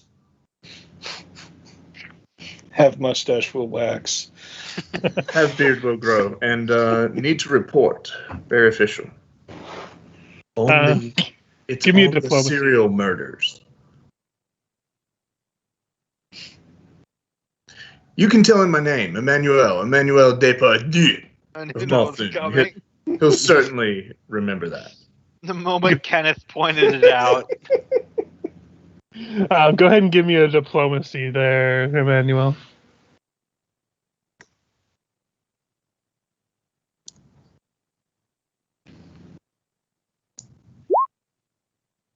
As you're speaking, you see the one guard just kind of looks at you with like the blankest of stares, like, "Oh my God, here's another one." But the guy next to him kind of nudges him. He's like, "Well, I do remember seeing him at the whole lumber mill with the murders and everything, and they were reported. So we probably should let the Lord Mayor know that they're here." A They lot have more has done some come work up for since us. then. He just still like is staring at you really blankly. He's like, "Okay, I'll be back," and just kind of trods into the estate, which then you're left waiting there for 20 minutes or so. Oh, how did it go? The guard looks at you with the expression of a man who must explain to his paraplegic daughter that she'll never be a ballerina. Manuel turns back to the group. Oh, I didn't know if he was going to let us in. That was quite awkward. I was afraid I was going to have to tell him that I was part angel.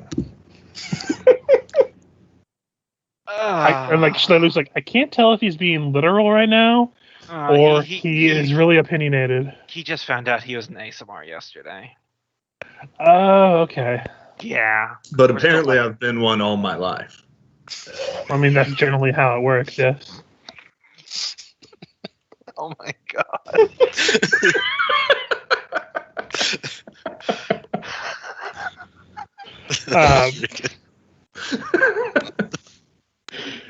So yeah, she spent some time catching up with you all during like 20 minutes of time, and she kind of talks about how she's been spending a lot of her time just doing what she normally does, which is like scouting around, hunting, killing creatures, most of the time goblins. Though the goblins seem to have been a bit more peaceful as of late, or at least been staying away from human society as much. So she hasn't really felt the need to go hunting for them, as they haven't really bothered anybody. I feel I must make a bluff check to hide my occasional concerned glances at Gogmart. Because I assume he's just vibrating by this point. Strangely, the halfling is Oh, no, holding... I'm not hiding it well. Let's see. That's okay. Gogmart is floating Yep. 3 feet off the ground from sheer rage, I'm sure. She's like, well, I didn't remember your friend here. Kind of pointing to Gogmart as you keep like looking over at him. Like, is there something I should know about him? You kind of keep staring at him when we're talking. He's another, he's another expert when it comes to goblins. Very protective. Is better than Researcher, companion. actually.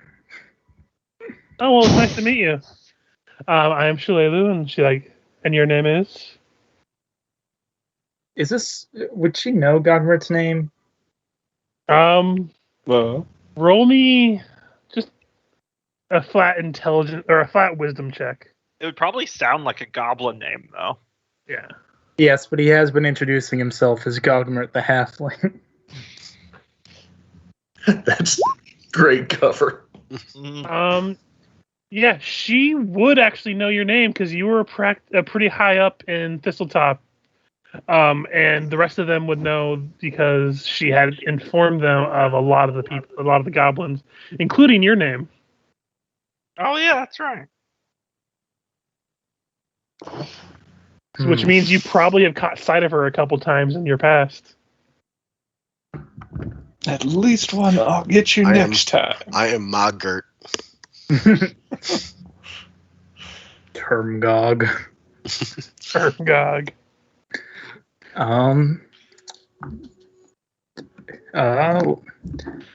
So using I guess I'll just come up with a fake name then. In that case, is anyone else around that I've already told my name that doesn't know I'm a goblin? I don't think so, no. I don't think you met the mayor or anything. Like, I know you went with Emmanuel to see the mayor for the first time. I don't think Gogmart really introduced themselves by name.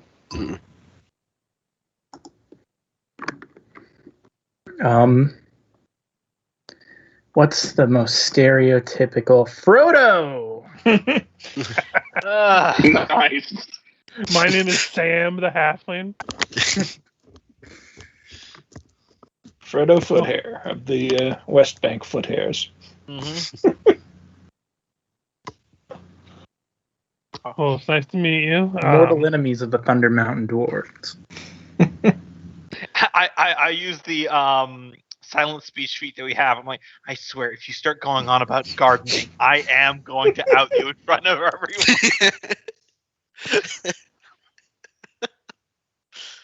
everyone. But she doesn't really seem to like cue into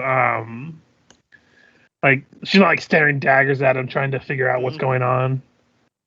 She just thinks the guy's a little awkward and you were trying to like introduce him or something. So she kind of just goes back and talks to you about how He's probably like picking his nose or something. She talked about how she recently found out someone she's been looking for the past few years has been working with this group. Like, I'm not sure if you've heard of them, the Order of the Black Arrows. Oh yeah, it just recently came up. Yeah, a friend of my mother that I know from when I was younger. I say younger, but it's been 20 years. I've been looking for him for about the same amount of time.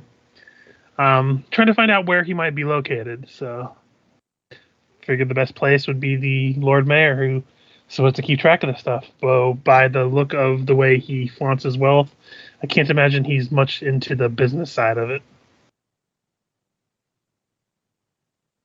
Yeah, I've only briefly met the guy, but I think that's an accurate assessment. It's around this time that the guard comes back. It's like, our Lord Mayor will see you now. Please walk to the end of the hall and take a left. He will be in his office. Have a pleasant day.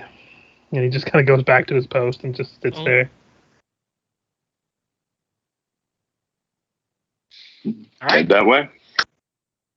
Also, Yes. did we ever divvy up that gold pieces that we found at the start of the session? No, Because Kenneth totaled it up. Yeah, I don't think we split it up yet. Sorry, I know this is off topic, but that just occurred to me because I know it was buried up in the chat. So 30, 40. 842 pounds of corn. If we divide it now, it's 608 gold Per person? per person. Okay, cool. It's for me. And again, I imagine a lot of people upgrade it into platinum so it doesn't weigh like crazy. Yeah. Because even with a bag of holding, that's a lot of poundage. But yeah, you follow the path that he told you, and you eventually come into the office with the Lord Mayor, who is a very rotund individual that you remember.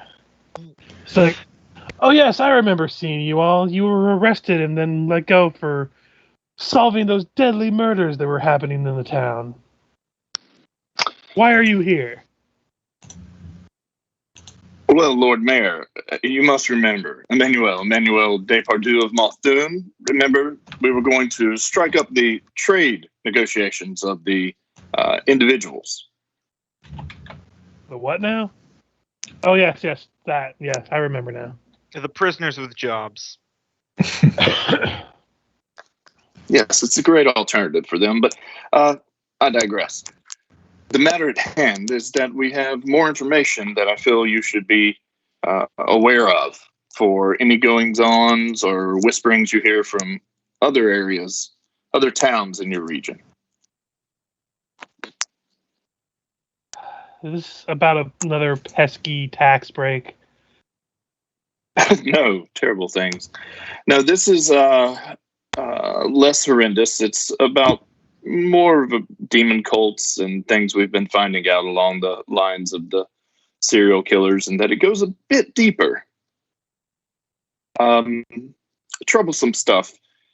Lucilla, my companion, she might be better suited to fill you in on the boring details. I'm sorry, we're reporting this. I thought we were just dropping off the letters and bugging out. I was wrong. So what we're thinking is that And I like loud whisper. 'Cause I don't want to lose this guy into it.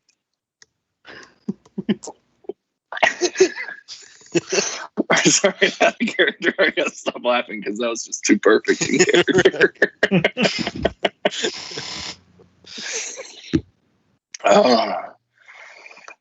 We found that the Hook Mountains fort. Sorry, I gotta open the letter. Do y'all remember? Oh, you were going to be one of the murder victims before we stopped them, so you should be happy about that. Wait, what? Yeah, they had a list. You were on it. Mm-hmm. And you chose to wait until now to tell me? Why didn't you lead with that? Oh, they found out about it last night? No, I think you meant when we walked in the door. I mean, we have to lead up to these things. We can't just exactly say, "Hey, serial killer cult was targeting you." I guess we could. Yes, you can. You 100% can. Yeah. That is the first thing I should know. No, you're right. And that's my B. He's all dead as far as we know. Yeah, we're He just pulls out a hanky and starts wiping his extremely profusely sweating brow. And if you would like to pay us to be on lookout for more. I also just imagine while he's doing this, Emmanuel in character is pulling out the letter, trying to remember the name of the fort in Hook Mountain. Yes. Nice. If you need a reminder, it's Fort Rannick, by the way. Thank you. Suddenly all these, I've gone through like 3 handouts. There it is. That might have been the bird that just whispered it to him. Yeah. There we go. Yes, a Fort Rannick, Turtleback Ferry, some places near the Hook Mountains. We're going to pursue it further there, but as my colleague Rishpop mentioned, we may need additional funding for our trip. Wait.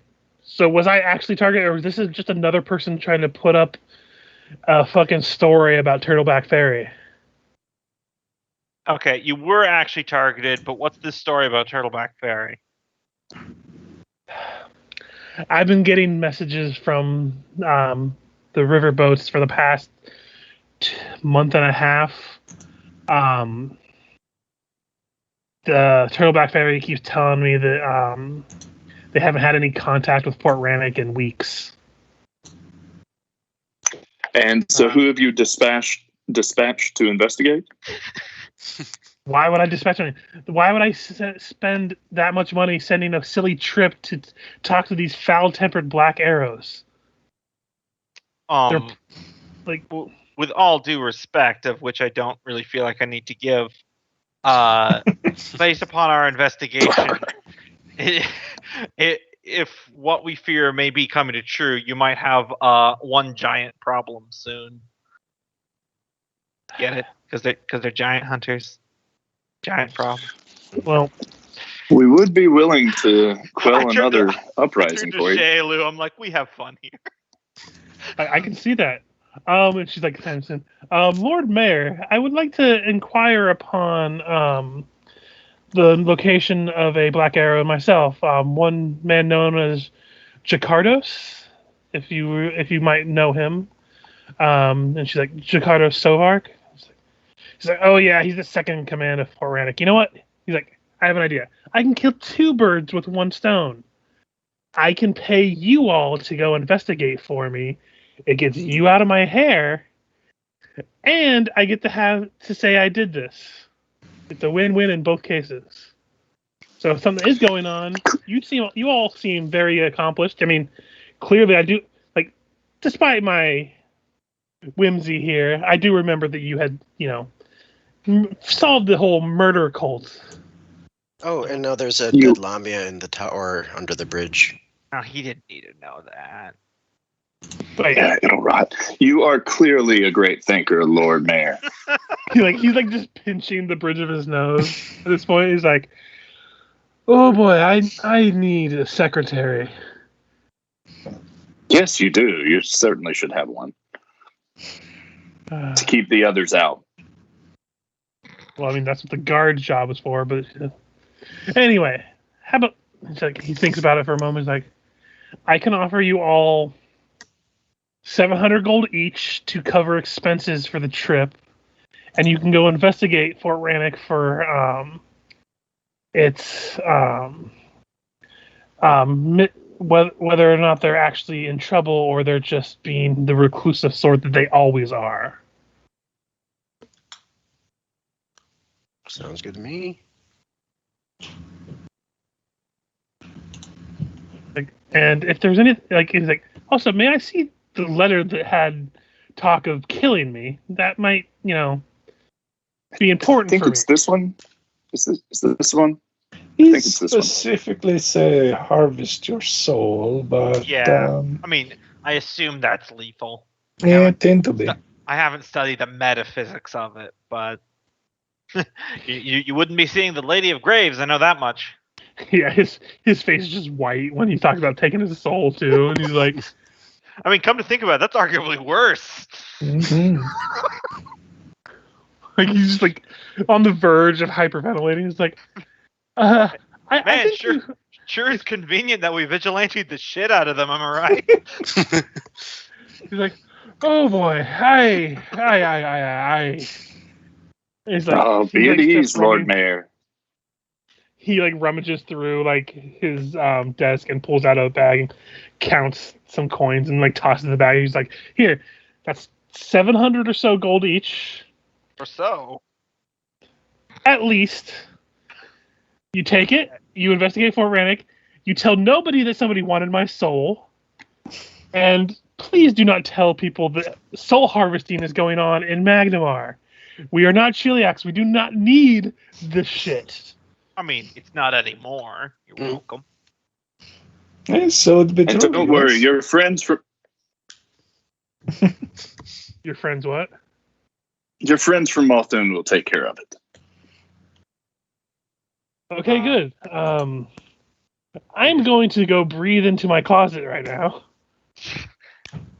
We are not associated with the Malfoon government. Because paper bags have not been invented yet. Yeah. Oh, I wondered why you said that. I was waiting for paper bag and then the closet. What? Ferry's Good point. expensive. Why would you make a Here. bag out of it? Here, try my plastic bag.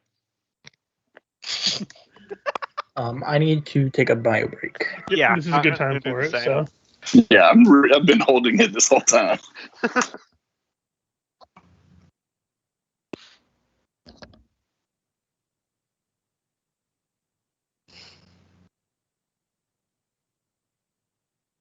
Yeah, I won't have the notes, but I might have the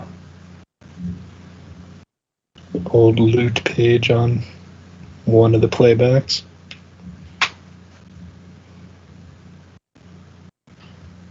that would be a good thing. I don't know what my drug fueled haze made me think deleting that whole thing was a good idea. I think I was deleting the book 1 because I know we didn't need that anymore, Mm, and then I just deleted that one too. And I'm like, fuck.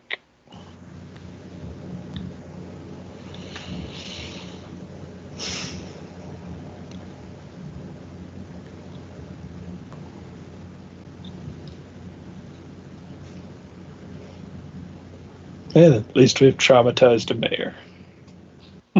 Oh yeah, he's very traumatized.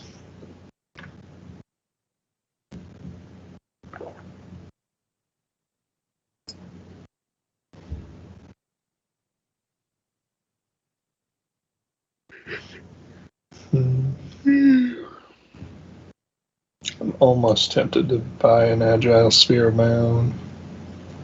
Because Well, if you'll use it, you can use it. I got a +3 dex, but on 0 strength, so it might actually get used. But again, Are you able to use long spears as a wizard? I don't know. I think he gave me short spears as a thing for. Yeah, I think it. But, yeah, by default no. But you made. I think he expanded it to all simple. Yeah, I just couldn't remember if long spear was a simple or martial. Yeah, I think everything but the one special type. But I can pull it up.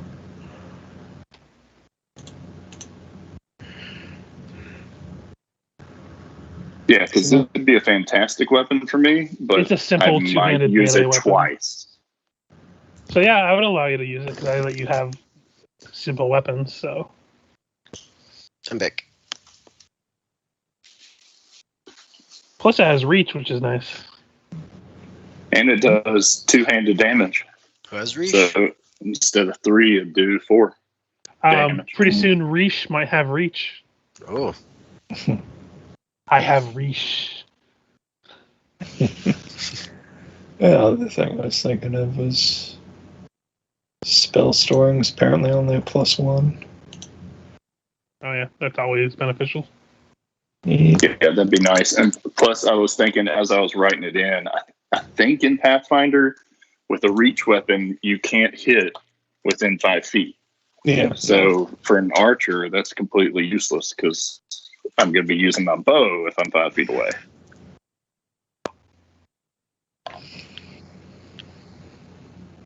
Unless you're fighting a giant.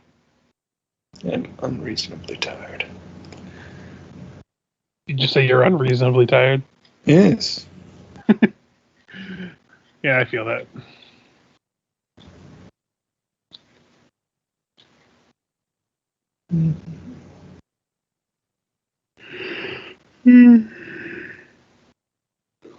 Yeah, I think there was that one special spear we found that was attached to a statue in the one dungeon that I couldn't use because it was martial or something. Yeah, it was a Ranazor, and it was a masterwork. So Yeah.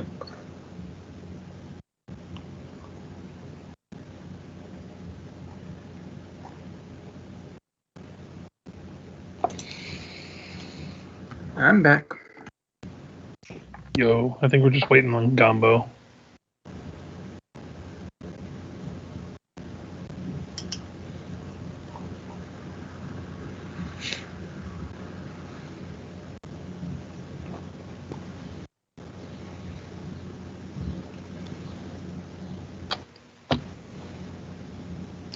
Yeah, I suppose reach wouldn't matter too much because then I could just drop it to use the natural weapons.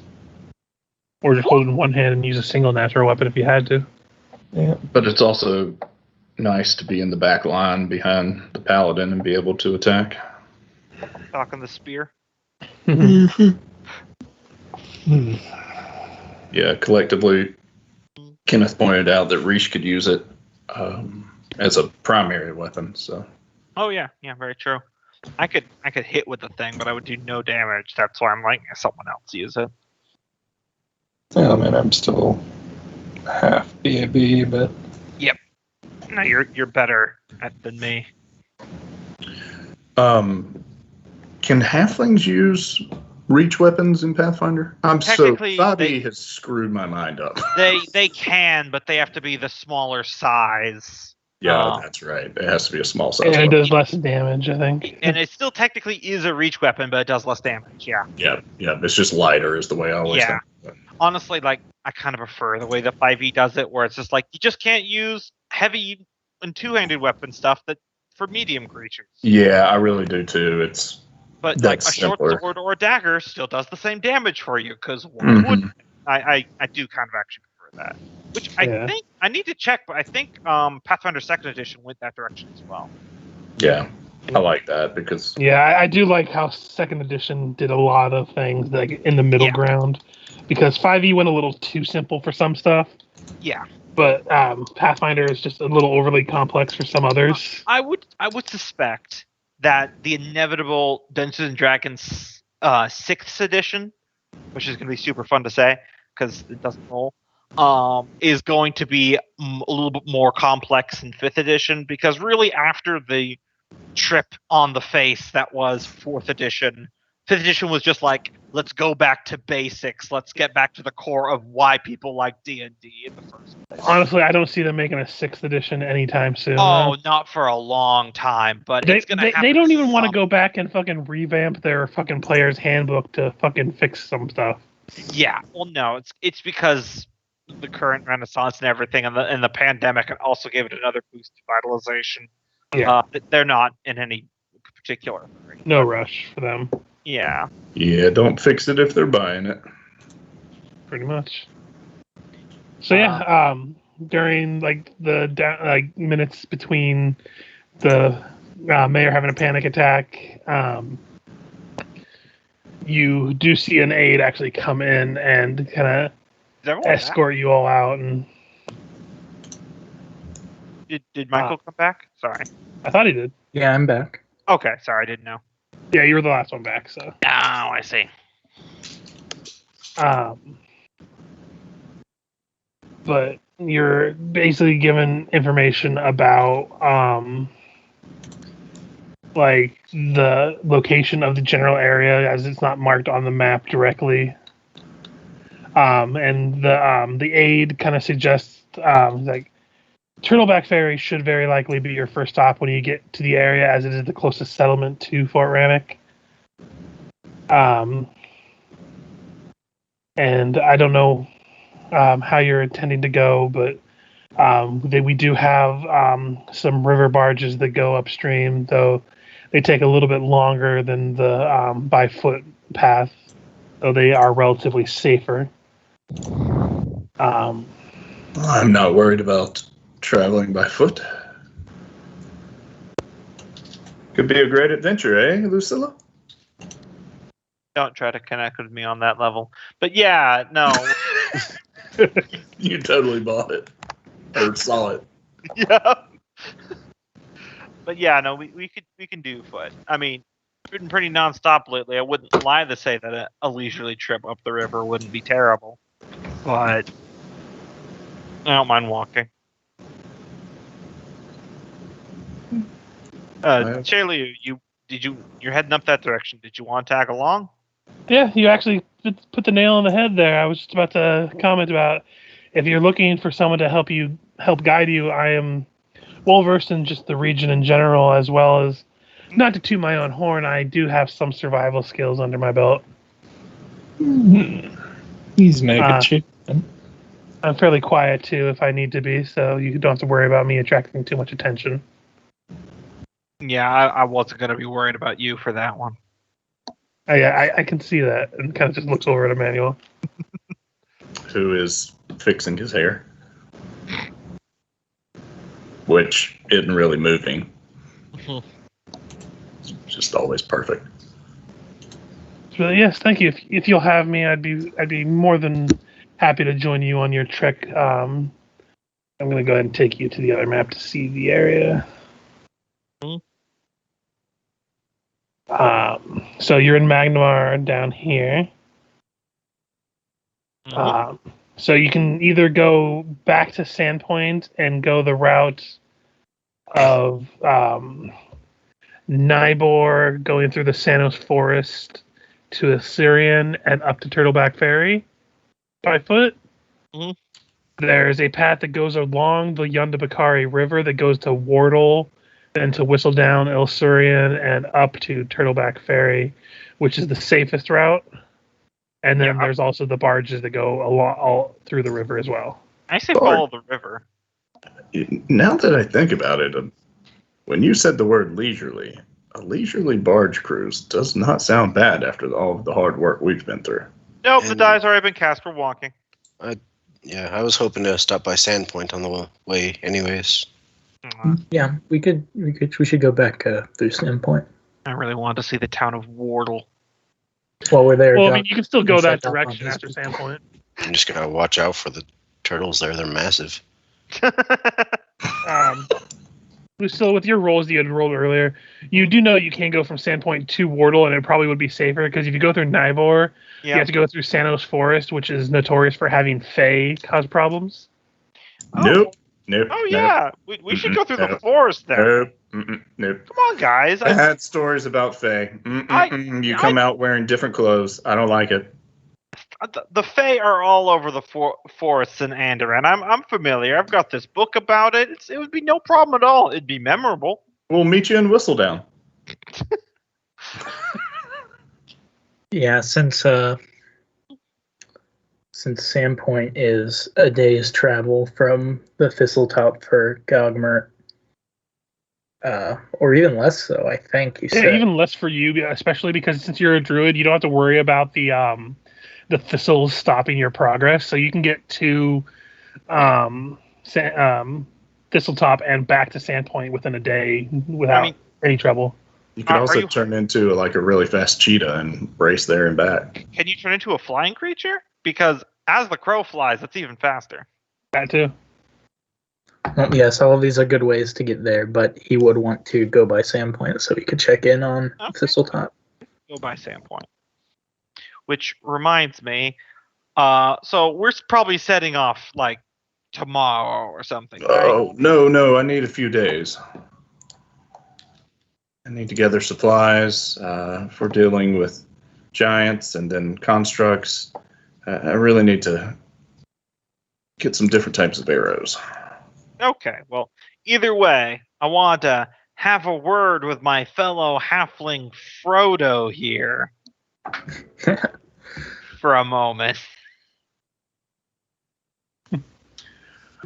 So while you're doing that, I will go ahead and show you the sheet for Shalelu. Mhm.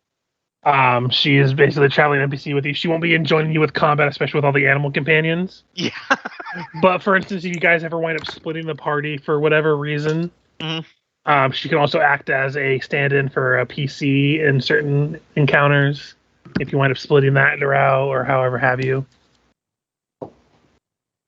Or if you just have her do something else for you. Yeah.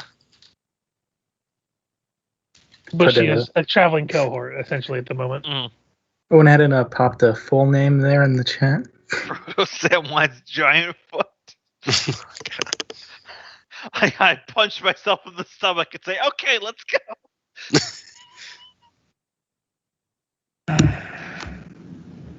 Gecko always causing trouble. Let's go get a pint, Frodo. A pint of what? Just walk. As you're leaving, Shalelu kind of just leans over to Affix, like, are they always that weird? Yeah, they bicker a fair amount. Well, they're getting a drink. Want to make it a ladies' night and go get a drink ourselves? Can't say no to that. She's like, Great. I know a perfect dive bar that doesn't ask questions.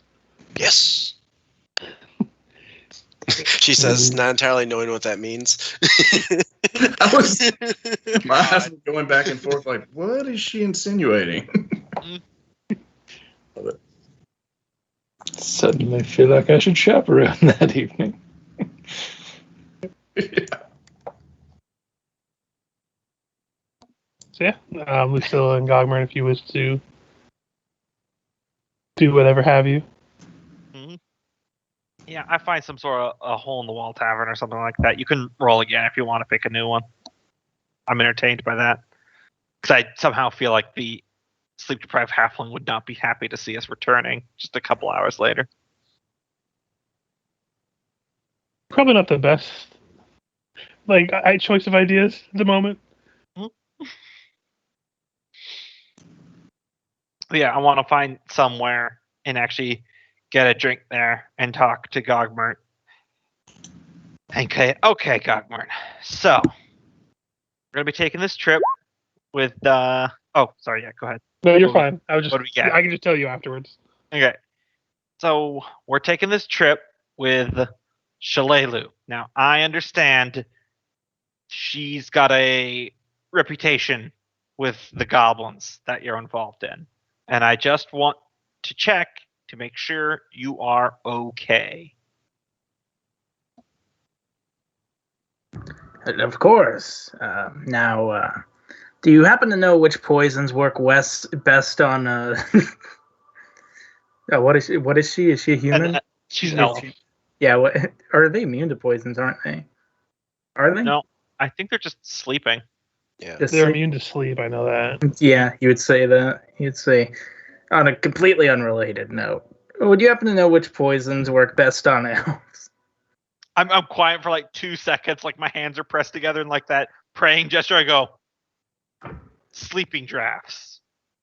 But anyway, are you sure you're okay? Because we've been through enough together that I care about you. I consider you a friend of a sort. So I just want to make sure you're comfortable because we're going to be going several days, perhaps longer, with this person. Also, there's the possibility that it might be wise to let her know that you're not a halfling named Frodo Samwise Giantfoot. Saying the name causes physical pain. I take 1 non-lethal damage. Why would I want to get rid of my element of surprise? You see, when you say stuff like that, it's how when I feel like you're not okay with it. I'm perfectly fine with everything that's happening. Okay, let me rephrase the question. Are you going to try to kill her? See, and here's where we talk about the element of surprise again. That's not a no. And that's concerning. Probably not in our immediate future. Okay, let me phrase it this way. Tell me, what type of reputation does Shalelu have with the goblin tribes around Sandpoint and your turf? I imagine unpleasant? You know that serial killer we took down? Yes. Kind of like that. Yeah, I figured. Okay, so imagine how much more intimidating you would be if it was known to the other goblins that you had that person as an ally.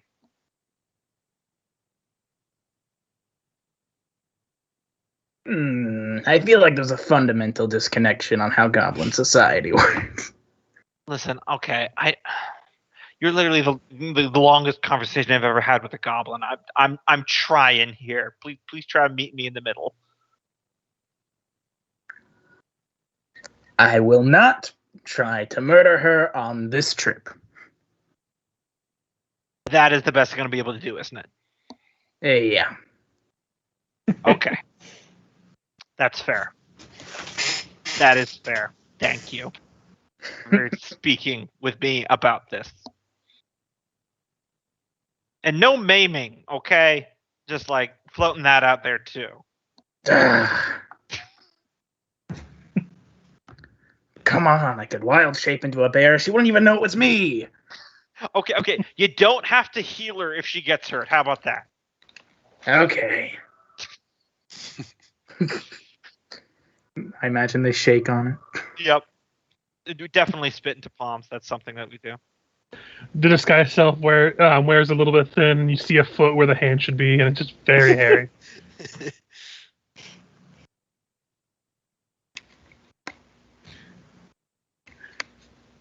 Okay. Yep. So yeah, if there's anything you wish to do for the week, or not week, sorry, the time that you're going to be here in Magnimar, because I know Emmanuel said he's going to be doing some shopping stuff. Mm. Let me know. In the meantime, Avixa, you do go with Shalelu, and she takes you to this place called the Flaming Wizard. Mm-hmm. You see that it's a primarily dwarven-run establishment. Mm-hmm. And she's like, don't tell anybody, but I really do think dwarves have the better beer. I mean, I can't think of anybody that would dispute that. Well, I guess I could probably think of a few, but I think it's pretty well known. She's just kind of You don't hang out with many elves, do you? I haven't really hung out with too many people outside of my cloister for a while, most of my life. Oh, wow. We need to get you out more then. Yes. Yeah. Elves like their wine generally and think that dwarven booze is swill. I, however, am partial to it. And Oh, okay. I got you now. Sorry. I'm not really a wine person. I like just the grogs, the meads, you know. Hey. So that's why I say they don't ask questions here. I'm a fan of meads, but I think today's a good day to try something new. If there's something you'd recommend for me, a new to drinking as well person. They have this perfect drink. They call it the black eye rum. You Ooh, drink enough of it, okay. you're going to wake up with a black eye. We'll keep it simple. We won't drink too much of it. Okay. It won't be my first black eye. It's been a while, several months. But believe it or not, bar fight might be on my bucket list. Still trying to figure out that thing. Perfect place here. And she kind of like as soon as we get drunk, just literally point to somebody and say, hey, I want to fight you. I'm pretty sure they're going to want to fight you. All right. Let's see how it goes. And thus begins the drinking night of Afixa and Shalelu. As a note, Fix does have a level in Monk. So she'd probably do pretty well, and that would probably greatly surprise her. Yeah, so the rum itself, best way I could describe it, it's very punchy. Mm-hmm. It does hit you pretty hard when you first drink it, and you can definitely see how somebody could get really fucked up really fast. It's like that. It's still rum, but it has the alcohol content bordering on the moonshine level. Oh, okay. So it's like you guys both take a couple shots, and then if you take any more, then you start getting a little too much. I could see Fix trying to go shot for her again, being naive and like, oh, I might have a new friend that I could totally relate with, and girls' night, and yeah, she's in over her head with this one, but she's gonna have fun with it. Roll me a Constitution save, as it becomes kind of a challenge between the two of you of who's gonna quit first. Constitution or Fortitude? Fortitude. Sorry, I'm used to 5e2. Yep. And then her Fortitude is a plus 11. Yeah, she's holding it down better than you, but you're both doing pretty well. Mm-hmm. Fourth drink.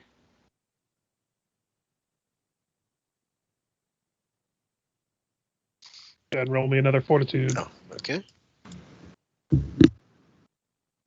Ooh. She calls it quit at the fourth drink. She almost vomits it out. She kind of just spits it back up into the glass. Mm-hmm. Like, okay, no. You're definitely the hardier one. Ooh, too much for me. Yeah, no worries. You spend the better part of the rest of the evening, you're kind of nursing other like alcohols as well, which mixes just so well. Yeah, yeah. But it's that big. I picture the sharing of stories of. I don't know. I somehow picture Afixa talking about how she keeps having serial killers be interested in her. Yeah, that would probably be midnight, or middle of the night, sort of. Just I'm in my cups and I just need to commiserate because is this what dating life is? I've been out of the church for only a few months. Worst luck. Yeah, worst luck with crushes. Yeah, and she would relate with talk of either men being far too lewd for her comfort levels, or speaking with other elves, talking to her about trying to go live in the woods somewhere and raising a family, and trying to make her essentially the equivalent of a wood elf housewife. And she's like, I don't think they get that I could probably kill them from like 80 yards away. I mean, it could be worse. My first crush ever is trying to convert me to an evil god. Cue the Avatar: The Last Airbender. That's rough, buddy. She's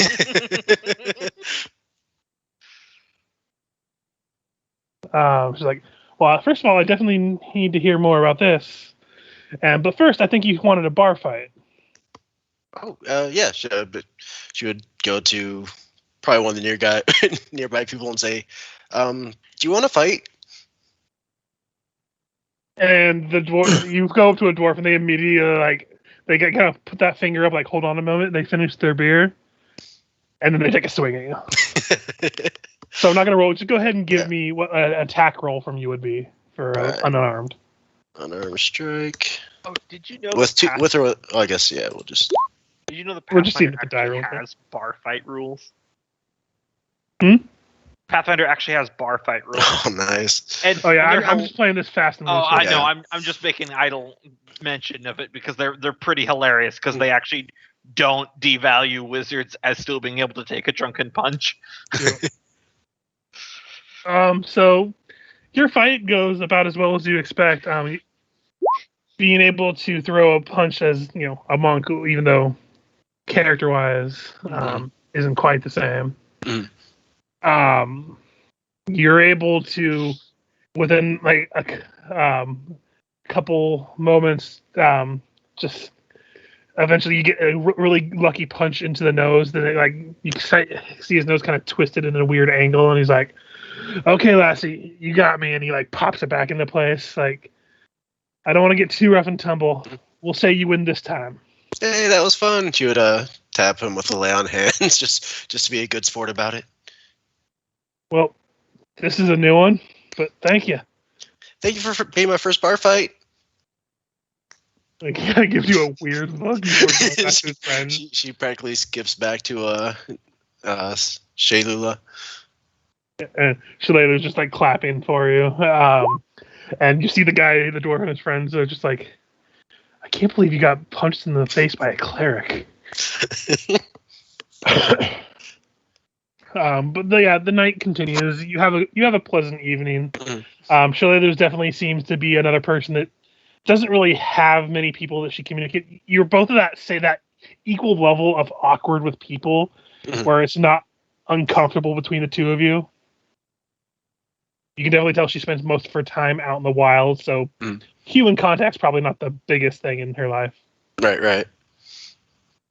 And, of course, Ifixa's naivety and newness to, life outside of the church is probably giving her that same sort of vibe. And then, then the evening proceeds. Emmanuel and Reese, you're going shopping and buying at least a haversack. Anything else? Yeah, Emmanuel's going to look for weapon blanch, and he's going to look for Bane arrows. You can find actually both of those pretty easily. All right. Because, he's getting giant Bane arrows. I mean, in character, considering you're going to a place that's known for having giant fighters. Yeah, maybe a smart thing to do. Also, he's the one that took the trait where his company was devastated by a giant. Yes, he has already has some bonuses against giants. Mhm. So he's probably just going to carry those forever from now on. Yeah. Well, it makes sense that he's paranoid, is what I'm saying. Yes. And they ain't cheap. I do think it's funny that the goblin and the halfling are probably having a less rowdy evening than the paladin. Right.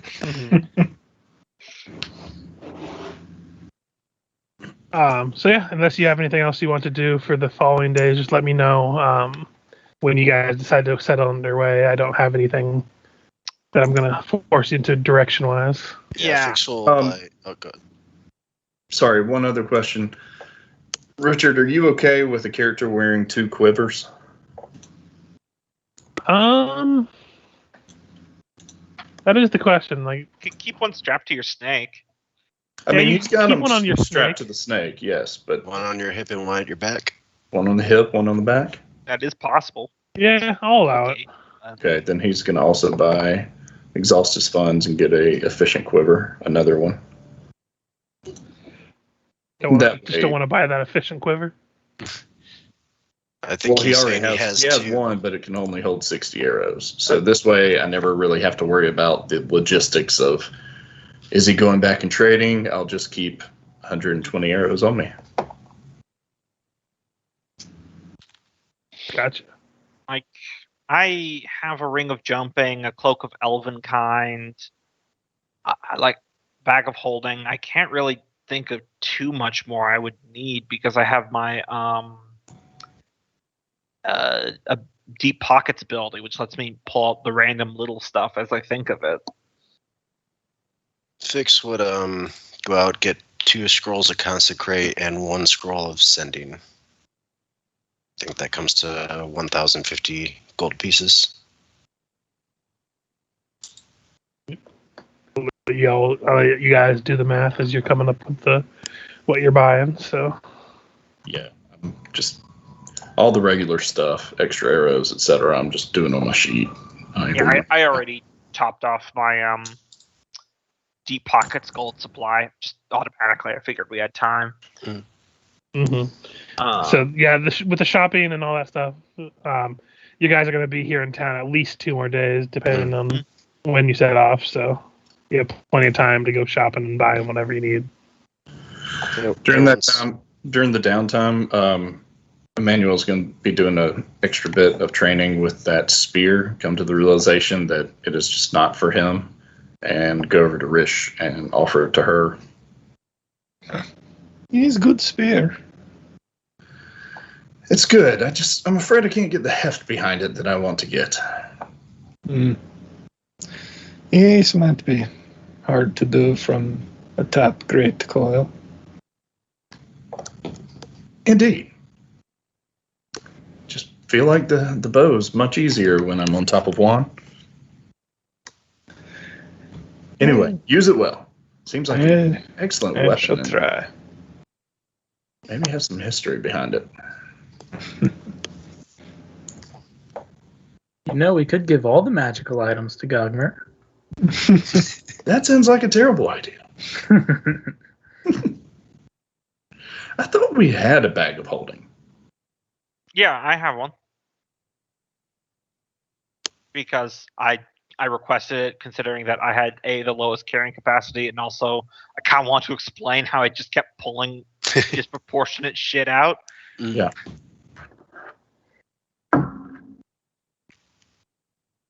Fix would stop by Rish as well with both new scrolls and say, you're able to copy these sort of things in your spellbook, right? And then replicate them or use them multiple times? Kind of. These are divine spells, aren't they? Sending, I think, is also on the wizard sorcerer list. Yeah, sending probably is. Yeah. Imagine consecrate wouldn't be on yours, but she wouldn't, I don't think, inherently know that. Well, the other thing is that the scrolls officially are categorized into the 2. So it'd be the divine version. I mean, Richard could say I could spend some time to try and decipher it, but Yeah, generally, I think those are just like usually divine, unless his. I can't remember what your prestige class allows you to memorize. So. I can pull from other things, but that is a uniquely me spell if it isn't normally on the wizard list. Yeah, so. Yeah, your version of the spell is the divine version of sending. He would only be able to copy down the arcane version. Well, you could have bought an arcane scroll of sending. Okay.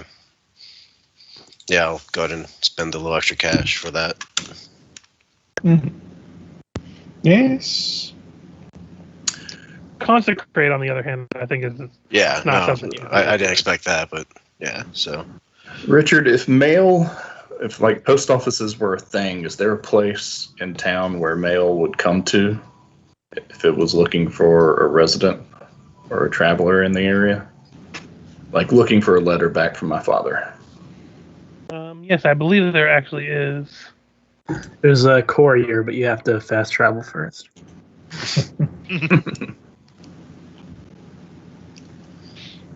And yeah, would you mind just copying the spell and help me use it in the future? Should I need it or want it? Yes, should be able to. Thank you. You would hand over the scroll of sending.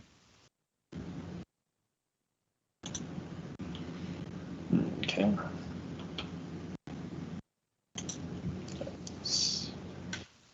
So I can't find it at the moment because I was looking through the PDF, but there is a courier service that has a headquarters in Magnimar. All right. So I'll just hand wave and say that you can find it, but I can't find the name of it right now. No problem. It'll take me a lot of time to go digging through it. I'll wait until the next day.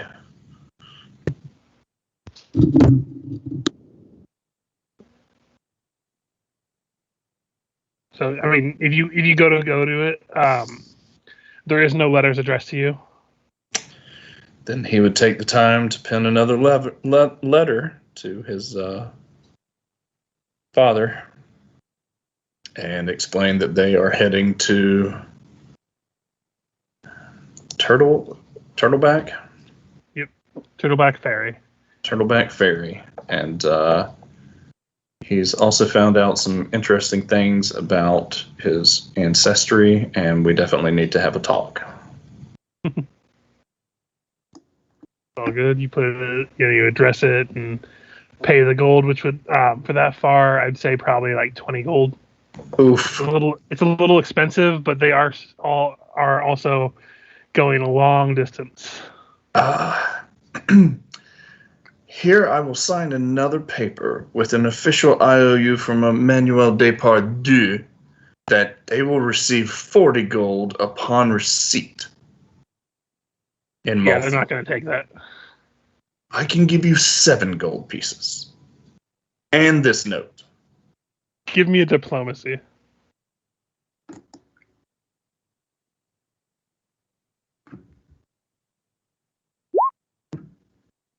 Yeah, with that diplomacy, they'll take it. You've chosen wisely. I also have no money left. I have 61 coppers and 1 silver. Dear father, what? It's a bad time to mention that you're supposed to be tracking rations now. Yeah, that's bad. I like the fear in your voice with that one. He's flashing back to the dwarf game. Yeah, that's one of the reasons I bought a backpack. Yep, I'm gonna buy some more rations. I was just looking at some slotless, wonderless items. Also, burglars, bracers, maybe.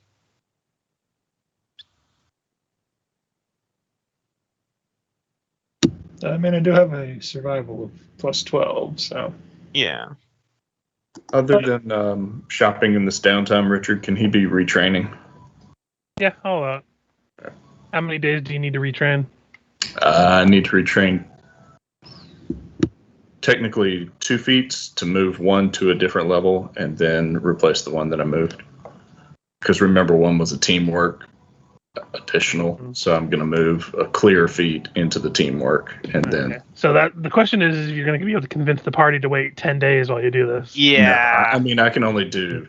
This will be piecemeal. I don't need to sit here for 10 days. If you'll let me do like 3 days now, and count it with training later on if we have more downtime. Yeah, that's fine. Okay. I was just going to say, for that long a time, you'd have to consult the party. Oh, what are y'all in a hurry for? Well, presumably the letter means there's something bad going on.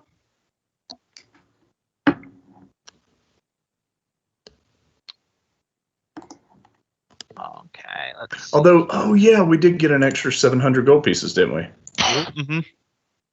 I was going to ask. But Don't you love it when you reach into your pocket and you just pull out an extra 700 gold pieces that you forgot you had? Yeah, I Oh, sure do that love it when that happens.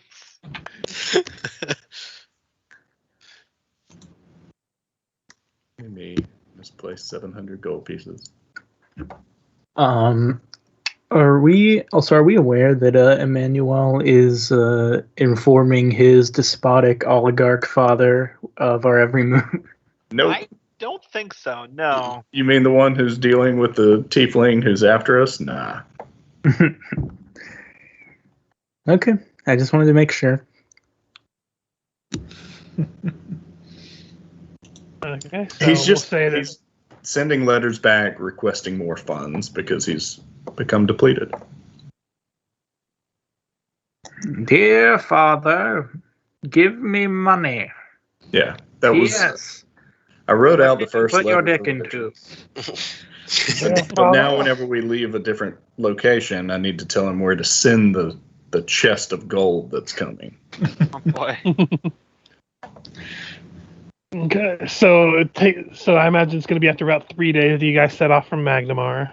I do have a question because there was a couple minor magical items. They were like least minor slotless items. Mhm. Snap leaf, origami swarm. I can link these if you'd like. Yes, please. So here is origami swarm. Here is snap leaf, because I like eclectic little magical items that might be situational, but they're pretty cool. Mhm. Let's see, elixir of vision. And then finally, the other one I was looking at was abjuration salt.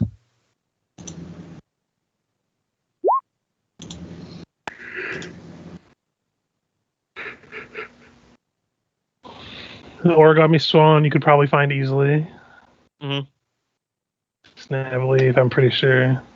Because they're all like the bottom tier of slotless magical items. On Yeah, the anything website. that's like, yeah, and all these costs and stuff, you're gonna have no problem finding them, especially with the 3 days to go and look around.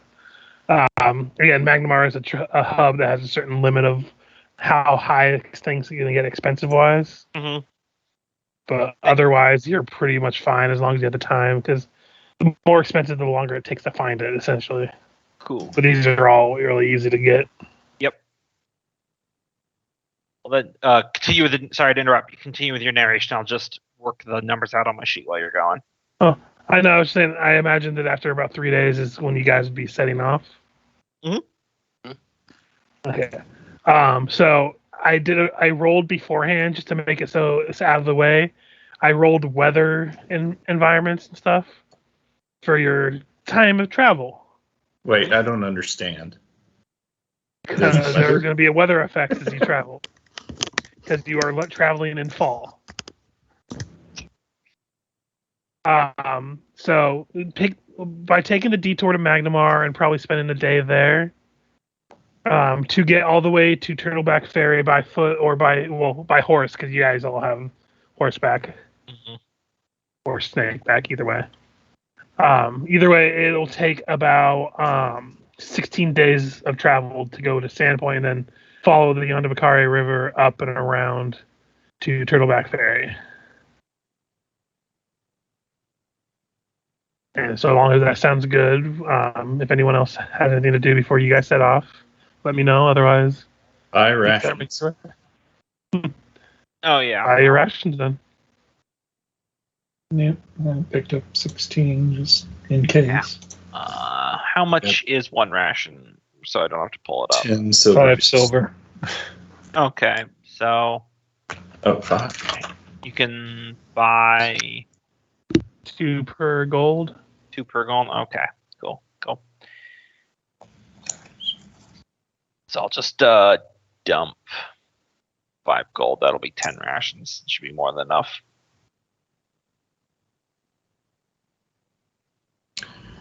Didn't he just say it was going to be like 20 days? Or 16 days? 16 days of travel time, yes. 16. Okay, then I'll buy 16. Would Or we be able to hunt I'll buy while we're out? 20. Oh yeah. Again, you're not gonna have to worry too much about rations, you imagine, because in addition to having the rations you would start with, you also have a ranger with you, as Yeah. well as Manuel and Reese that both have really high survivals. You could easily find. That's why I'm not really making you track minute details of rations, because you all have the ability to. Not all of you, but a lot of you have the ability to scavenge or hunt. Hunting is a terribly boring thing. It's much easier just to carry what you need with you, and even better to have a companion carry it for you. Meanwhile, he looks at Lucilla. How are you fitting all these things in that bag? Magic. Usually explains most things. Yeah. I don't know why people keep asking. I like how in this world, of course, it's not sarcastic. Yeah. It's like saying, how do you make the lights come on in your house? You're like, electricity. Mm. Pretty basic. So you take the following 2 days to make your way from Magnimar to Sandpoint. Getting there about midday the second day. During the 2 days, there is a light rain. Nothing too bad, but you occasionally have to shield your body from the rain with whatever coats or cloaks you have. Mm. But it doesn't slow your travel. Just makes you a little chilly during the nights. And you arrive at the town of Sandpoint. Arriving, it looks exactly as you left. It doesn't seem like any foreign invaders have destroyed anything or what have you. Aw. So who wants to consecrate a haunted house?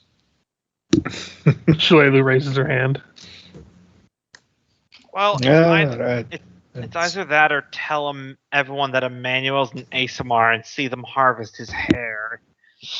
Well, there'll be time for that too. Yeah, okay. I'll go consecrate the haunted house.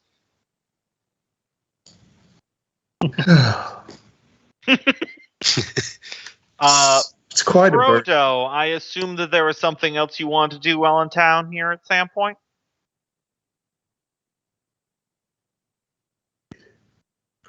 I'm sorry? I said, Frodo, I assume there was something else you wanted to do while you're in Sandpoint here? Oh, yes. Bonded mind, I'm trying to cover for you, man. Come on. This brings up a good point. Gogmer, can you roll me 2 flat D20 rolls and I need 2 other D20 rolls from other people.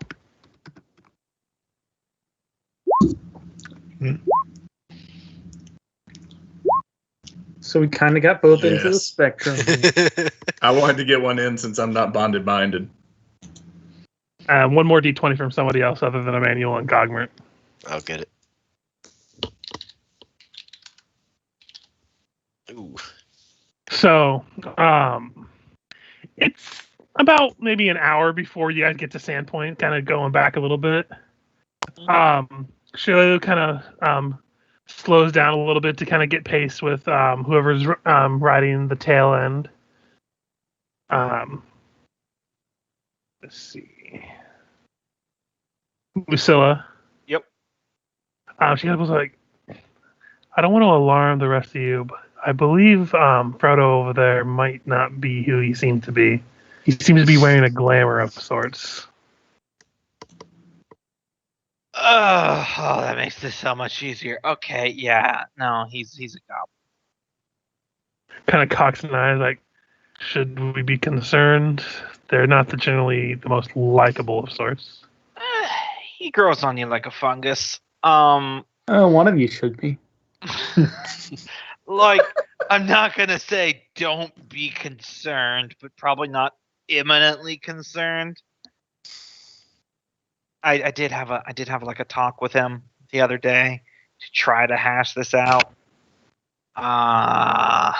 So the current word is maiming and killing of you is off the table, but Well, know. I will say that's pretty big of him, considering probably from his point of view, I'm a fucking monster. yeah, I tried to convince him that it'd be smarter to have you on his side than against him. I'll probably be sleeping away from him, but as long as you all vouch for him, I'll take your word for it. I mean, he's been reliable so far. We were in Magnimar for like 2 weeks. He didn't set a single building on fire. He never made his way back to the museum either, did he? Yeah, holy shit, she's in this conversation. No, sorry, that was out of character. Yeah. Because she had no idea about the museum thing. Mm-hmm. None of us did. Yeah, we left him alone. No, wait, that's not true. We didn't leave him alone. Emmanuel did. So as they're riding next to each other. Only plots were hatched at the museum. I feel like that one from Emmanuel and that one from Gogmart is when they're riding and Shalilu or whoever is nearby. So, Gogmart, are you going to go back and visit your orc home? I mean, your goblin home. I should say this, Shalilu. Oh God, send help. Well, I thought that's what I was, but I don't know if I can help with any kind of motions to all of Emmanuel. Oh man, these are my best friends in the world. Oh man, that's more of a statement about me. Well, at least the ladies of the group seem nice. Motion me to reach Lucilla and Affixa. Rish would probably eat us if we died, and Affixa's bird's an angel. Put a pin in the angel thing. Yeah. But in Rish's defense, I mean, if I was hungry enough and you all died in front of me, I mean, I'm not saying I wouldn't eat you. Oh, humanoid flesh is gamey, and you know that. And I start writing ahead a little bit. But yeah, and then fast forward back. Anyone who wants to go to the manor to rid it of a lich host, yep, it is easy to do so. Seems the vaguely responsible thing to do. I still got 8 vials of holy water, so let's And dance. plus, if you purify it, you have the deed to the house now. Mm-hmm. Might actually make it marketable. And here's where the lich was. We took care of that. Oh man, we could start accruing equity, which other people tell me is important. So, do we have to list lich haunting as a, prior incident at the home when we sell it? Yeah, No, I feel like I it's one think is that it's in the once disclosure statement? Well, yeah, Well, Like, did it have termites? Did it have liches? it might overshadow the many murders. that is Yeah. true. But I think once we get rid of the lich in And here, then suicides. we'll be in good shape. By the way, unless someone tells Gogmert that he's been found out, he's still going to be going by Frodo Samwise Giant Foot. Sorry. I assume that conversation was to happen when we were like a day out of Sandpoint, so I hadn't got to it yet.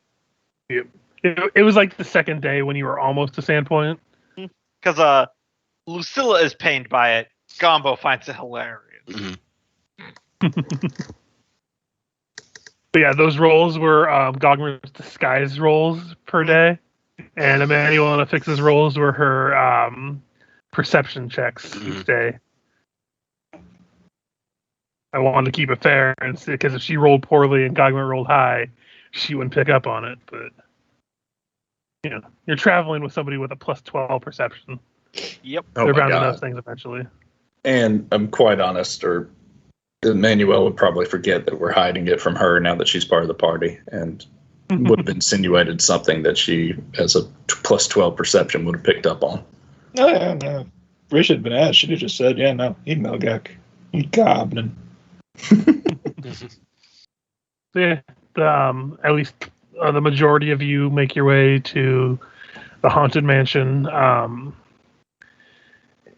Well, actually, honestly, that would be on your way to Sandpoint because the way you come up is going right around there. So you guys would probably make a stop there first. All right, everyone down the well. Burn it up. This was a Yeah, short one, remember? Yep. Going down the well, you would encounter no issues. Doesn't seem to have been repopulated by anything. So there is that. So that's luckily for you. And you eventually return to the room with the face growing out of the wall, which will, when you enter, require a roll. So let me go back to that page. Let's see. That is giving. Yeah. I'm looking at the survival chart, and even if I roll a 1, I can provide food for myself and another person. Mm-hmm. Yeah.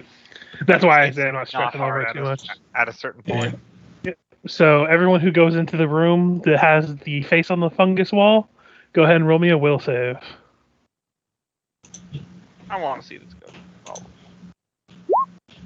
24. And with a +2 against fear. Okay, so you all resist the temptation. Well, let me roll for Shalelu first. Her will is a +4. Ooh. Oh, God. Yes. As you all enter, you see her like kind of walk towards the wall. Like, does this look appetizing to anyone else? She's like reaching Ray. towards it to like Nope. grab a. Hey. Nope, stop it. Nope. God, I'm Mark. Eat it. picturing I'm picturing Ghostbusters 2 raise up right up against the portrait. I will tangle foot bag you. Stop walking. She is under the compulsion of a suggestion spell, so you might want to stop her if you don't want her You to. know what? Roll. I don't have an infinite number of these, and I throw a tangle foot bag. Roll an attack roll. I will just use my No.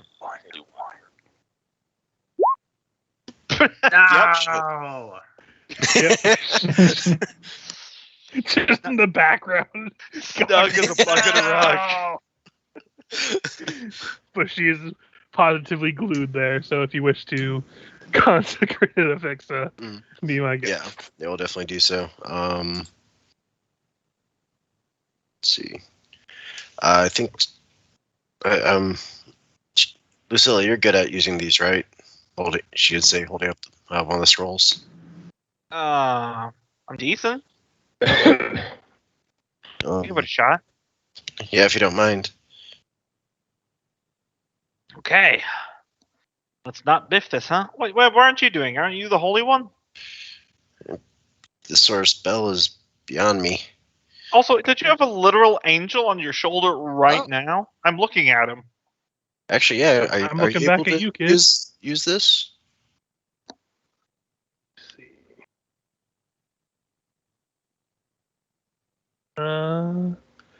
Yeah, he comes out into human form, which first of all shocks Shalelu out of her suggestion at the moment. Mhm.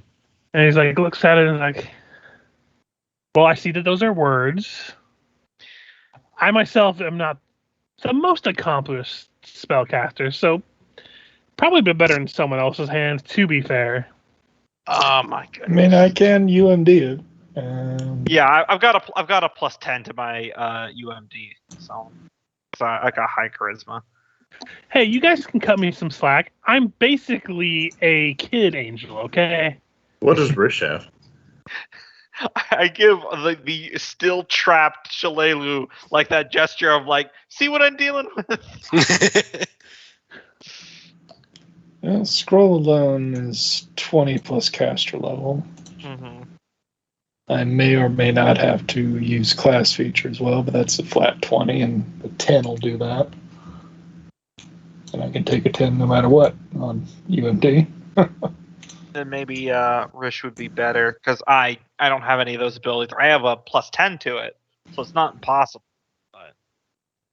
Yeah, we have the time now that Oh, Shalelu has woken up to see our fine fellow friend. Caster level is it's a fourth. Well, no, what level spell is it? I think it was fourth, the cheapest under cleric. Okay. That'd be caster level 7. Yeah. So I'll have to roll that. We cast a level 7 for a second level spell. Oh, Second? second level spell? I You think- said fourth, but yeah. Oh, sorry. The one. Let me double check. Consecrate. Yeah, don't get consecrate and Yeah, hollow. that consecrate is a second level spell. Yeah, Okay. hollow fourth level spell. Yeah. Okay, that's like a third level caster, isn't it? Yeah. Yeah. I can just take 10 on that, and that's 24. So Yeah, easy enough as you cast the spell.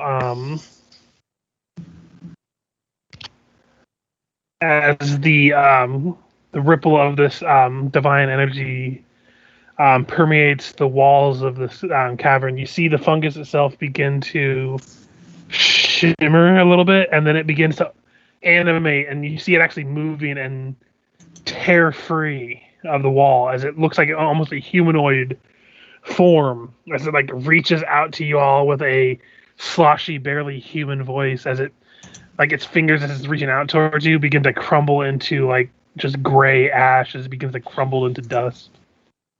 And before the entire body just weakens to the point that it can't support itself and just crumbles into a powder.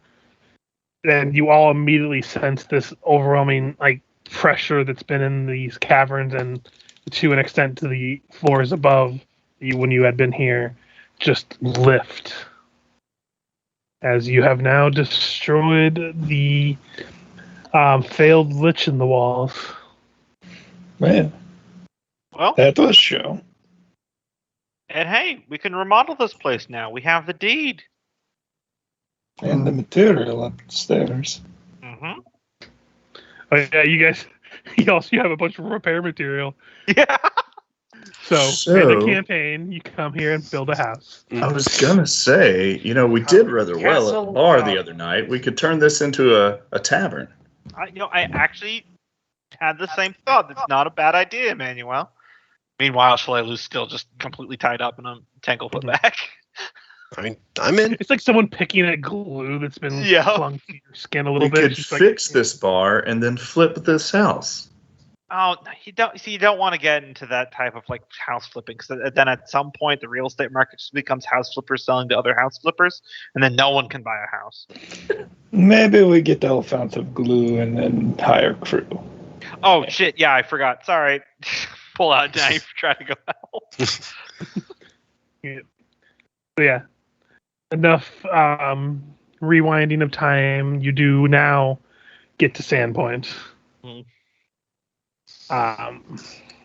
Again, everything's as you left it. You see a couple people notice when you come into town and kind of give you a wave. You see a couple people notice Shalelu and give her a wave. Mhm.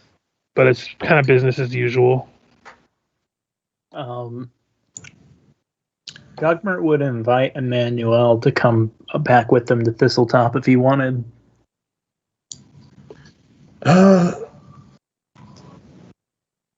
Out of character, last time Emmanuel was very confused and didn't understand what was going on. Yeah. Well, if you need my protection again on the road, I can certainly provide it. Of course. Hey, Rich, do you have a second in you for another consecrate? Yes, I There's could a- try.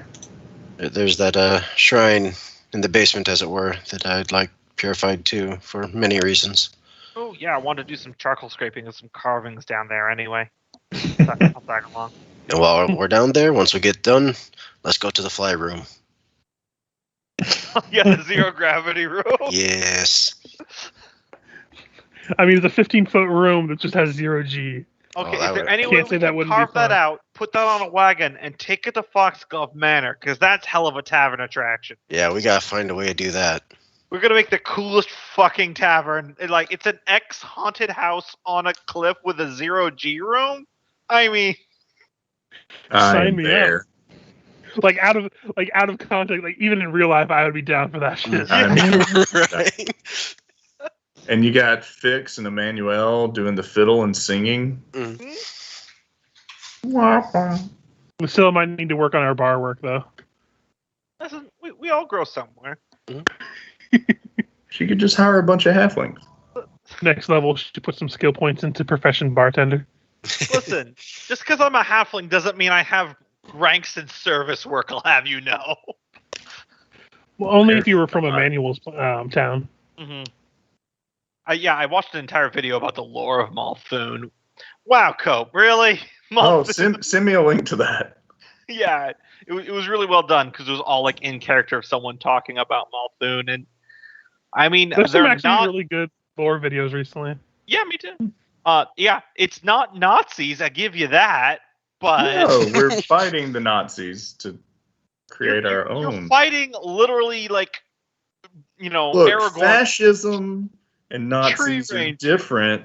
They were just the same. Their arch enemy is a bunch of tree folk who live in tree houses like a bunch of woodland rangers. And that's just because they wouldn't give the Malthoon government their shit. And now they're like, those traitorous rebels. Think Time to go deliver them think some less freedom. Nazi Germany and more the Russian Federation. What are you Yes. expecting from people that ride around on giant snakes? Nothing but the best. So yeah, Emmanuel and Gogmert set off to Thistletop and make a little day-long jaunt to it. And as they're riding away, he shouts, "Angels can't be wrong." He's not. He's, Whisper from into Fix's ear. He totally can. She would definitely chuckle at that. I think may prove be bad thing trying to find that out. Well, I wasn't the one that told him. Looks at the bird. What did that do? Gave him something else to inflate his ego. Oh, at least it's entertaining for now. I mean, no offense, but it's not like being an ace bar makes you like innately superior to everyone. It's just different, right? Yeah, Yes, exactly. it does. It mostly just means we meddle in their business a little bit more. But you know, Shantas probably need a lot of metal. I Anyway, wonder where his guardian angel is. Just kind of the Does bird kind of every shrugs. ASMR have a Not guardian everyone. angel? They might just be just an ASMR without any divine interventions or meddling. Just wait until you guys learn about Gogmert's ASMR heritage. Just everyone except for Lucilla's ancestry got funky with some angels. somewhere, somehow in non-existence, Manfred coughs. So Gogmert, what you doing when you get to Thistletop? So what's the situation there right now? As you get there, it's actually not that bad. There has been some, the best you can describe it is goblin renovations. It seems like they've come upon a little bit more driftwood, and some of the the open areas inside the Thistletop tunnels when you had first arrived have now been reinforced to make like little huts and everything. As you're there, you see the one that's kind of been leading things while you've been gone, the goblin girl named Smink. Take notice of you coming in, and she's like, "Gogmert, we had great victory!" Oh, And like God, she's wearing that I'm mask you sorry. had brought in. Yeah, so you see that goblin approach with the mask that Gogmert generously took off the party's hands. Yep, the one made of human flesh. Mm-hmm. And Gogmert would say to Smink, "Yes, I trust you've received my message." Oh yes, we received message and we received great gift, and kind of motion to the mask. Small problem. Lick toads, we cannot find them to deal with them, but We did have victory over the Mosswood goblins. Yes. Any other goblin tribe will do. However, I would like to get those licktoads. Out of character, I want to know what Gogmert's problem with the licktoads are.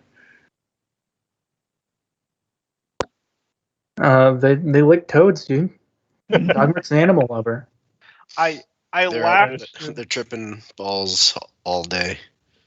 I laughed when I was in a Barnes and Nobles and they had out their Pathfinder Second Edition books, and they had one book that was just like iconic NPCs for the setting. And I was just flipping through it, just looking at pictures, and I just stopped because there was one iconic section that just said the Licktoad Goblins. So, sorry, Michael. Looks like they're the canonical winners. Well, not in our canon. Yeah, time Not to yet. rewrite history. I mean, hey, if things turn out the way that you want them to, like if anything comes up with licktoads and APs, we'll just have to change them. Just in the next Pathfinder Second Edition AP, everyone plays Licktoad Goblin. I will say they're the main characters in the Weeby Goblin series. That's Yeah. why they're in the book. Then that makes sense. Yeah, they are the weeby goblins. Anyways, he would go, so I trust then that you have acquired some prisoners of conquest. Some, yes. Mosswood's very easy to conquer as they have no ruler. They fight themselves more often. So, like, she come, and she takes you into the thistle top itself. And they've been keeping the prisoners as they have them in the area in the second floor that had the shrine to Lamashtu that has since been taken down and has just been made into like a big open area that they just kind of throw people in, and it is locked. But when you go in, it's locked, but there's just a bunch of goblins just doing goblin things. They don't really act like prisoners. Because one thing to say about goblins is they're durable. It's either they don't remember that they've been beaten or they just don't care. I assume they replaced the one door that the hounds tore through. Yeah. Yes, they have. I mean, not a perfect door, but it's better than what it was before when it was just destroyed. Though it would amuse me if the armless statue is still up. Oh, we'll have a statue of Gogmart in here sooner or later. Just they've roughly carved the face into what they think you look like.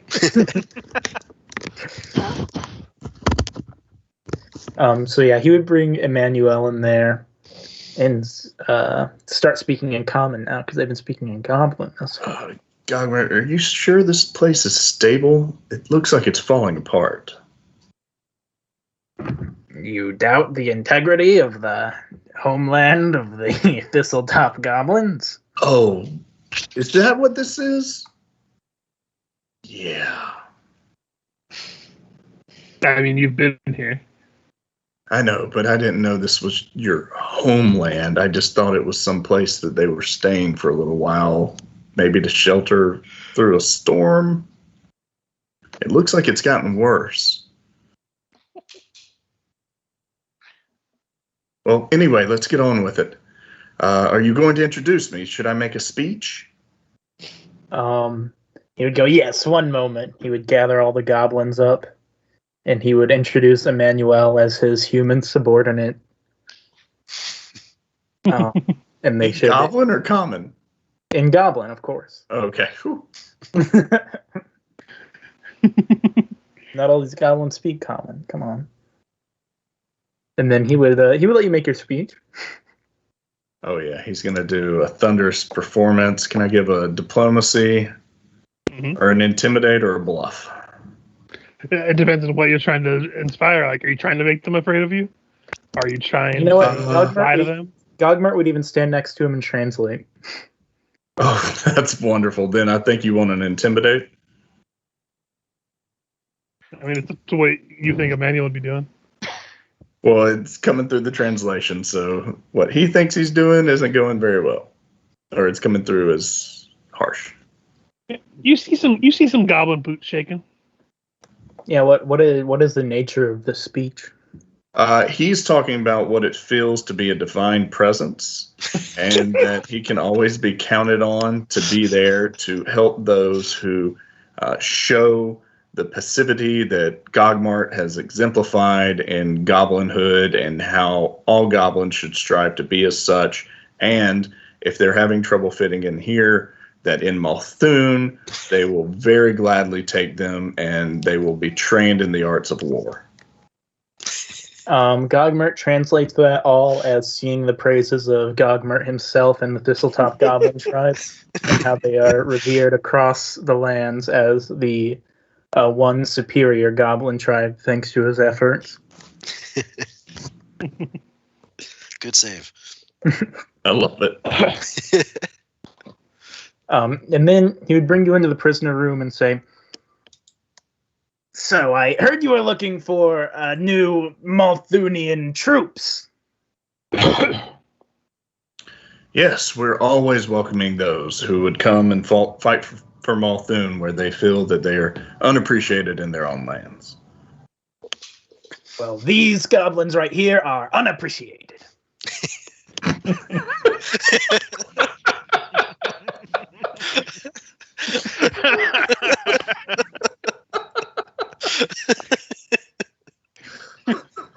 Ken. Oh, that's good.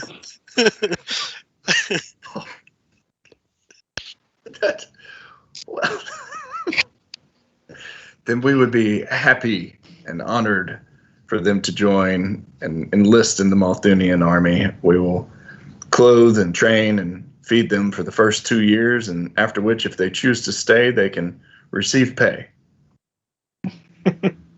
Perfect. So what does that entail? How do we get these brave goblin soldiers to Malthun? It is a long journey. The best way would probably be by boat. If we go back to Magnimar, I know that the Lord Mayor Halfbeard Will Grow is going to start shipping some of his unappreciated peoples over to Malthun. Yes, I suspect that you would have to have a word for him if you wanted to transport these Yeah. young Well, maybe on our way bucks. back. You know, after we go to this hilltop place and the turtle bottoms and the fairy quarry, and we come back, then we could stop back by here and pick these gentlemen up. Oh, yes, it sounds very good. We will continue to contain them here for the time being. And maybe by then you'll have more who wish to enlist in Malthun's army. My thoughts exactly, Emmanuel. God. You're a good fellow, Cogmart. I think we're going to make a great team. And as we're about to leave, he will approach the goblin that is leading in Gogmart's stead. Mm-hmm. And he would say, "There are many more rewards to come for the goblins of Thistletop if they continue to capture the goblins of rivaling tribes." And then he takes out the Medusa's mask and hands it to her. Then she turns you. Wait, I think Rish had the Medusa mask. Yeah. Yeah. Oh, I thought we decided. Okay. No, when you took the DR canceling scarab, Yeah. we said let's give Rish the mask. Oh, I didn't catch that. Yeah. All right. I'm not going to give him the scarab, but I'll give them a few of the scrolls I have on me instead. A little bit less flashy, but I just like to picture the goblin scrolls because they don't read. So it's like a I pop-up remember I picture described them as pictures. Mm-hmm. I like to picture like goblin pictures for a scroll, and then some just random adventurer find those someday. Like, wait, I don't know. It's just amusing to me. So we give them 5 scrolls of lesser restoration. It would give them 2 scrolls of cure light wounds. And then he would pass off his wand of produce flame. Nice. Between a lot of the goblins, there's probably at least one person that can use some of those. Well, I would assume so. Yeah. They are kind of, at least from what I've gathered, a kind of druidy bunch, the Thistletop goblins. Mm-hmm. Considering the 2 main ones that we've seen are him and the former Nugget. yeah, Nugget. who was Smasher. also a ranger, I think. Yeah, he was like a fighter ranger. And we fought several that could also use magic, so. Mm-hmm. Yep. Yeah, there's always the like going through here. It's like probably weird for Emmanuel, but goblins aren't just like lively in terms of being vicious and stuff. They do play a lot of music. It's just for most people, it's not considered good music. So they I feel actually like it's have like quite a a bit of very bards. weird, terrible pirate shanty town. Pretty much. But yeah, they actually, goblins, at least Thistletop ones for sure, have quite a bit of bards. Which is always a funny thought. Is that goblin okay? It seems to be wailing quite badly. Goblin death metal intensifies. You're confused, Emmanuel. You mean the sultry tones of goblin folk music? No, that one over there that's wailing quite badly. I think it's injured. Meanwhile, the song is about ripping the flesh off of a dog. No, he's singing the ballad of Grogger the dog hater. Grogger the dogger. Grogger the dogger. Oh, Grogger the Dogger. I think I've heard of that one. Just didn't recognize it. You see, here's the verse where he talks about... Oh, I didn't know they did that. That's quite detailed. I believe my clothes are getting dirty. If we're done here, the smell, we could go. Yes, we will return here shortly, he would tell all the rest of the goblins. And for final flair, Emmanuel's going to call Juan in and leap up onto the giant snake and say, "And we will be back." And they are very intimidated by the giant snake that could probably eat them all within a bite.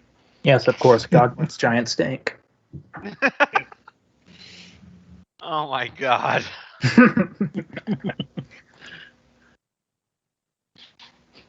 And you make your way back to Sandpoint to rejoin the others, who I imagine are picking out probably just having paint a pleasant swatches. evening.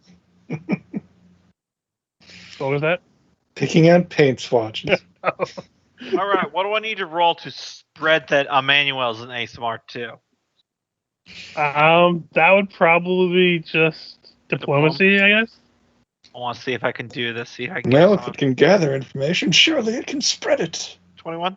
Because I'm not lying. Yeah, I would say bluff if you were lying, but Yeah. It works, but not in the way that you want it to. Because the best way to spread rumors is through housewives, especially in Sandpoint, because they're the gossipy bunch. And it just kind of devolves into a lot of them talking about how they thought he was heavenly after all.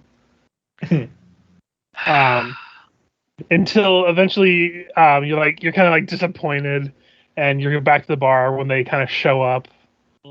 And you see one of the older ladies kind of like motion to a man, like, "Young man, could you bend down here for a moment?"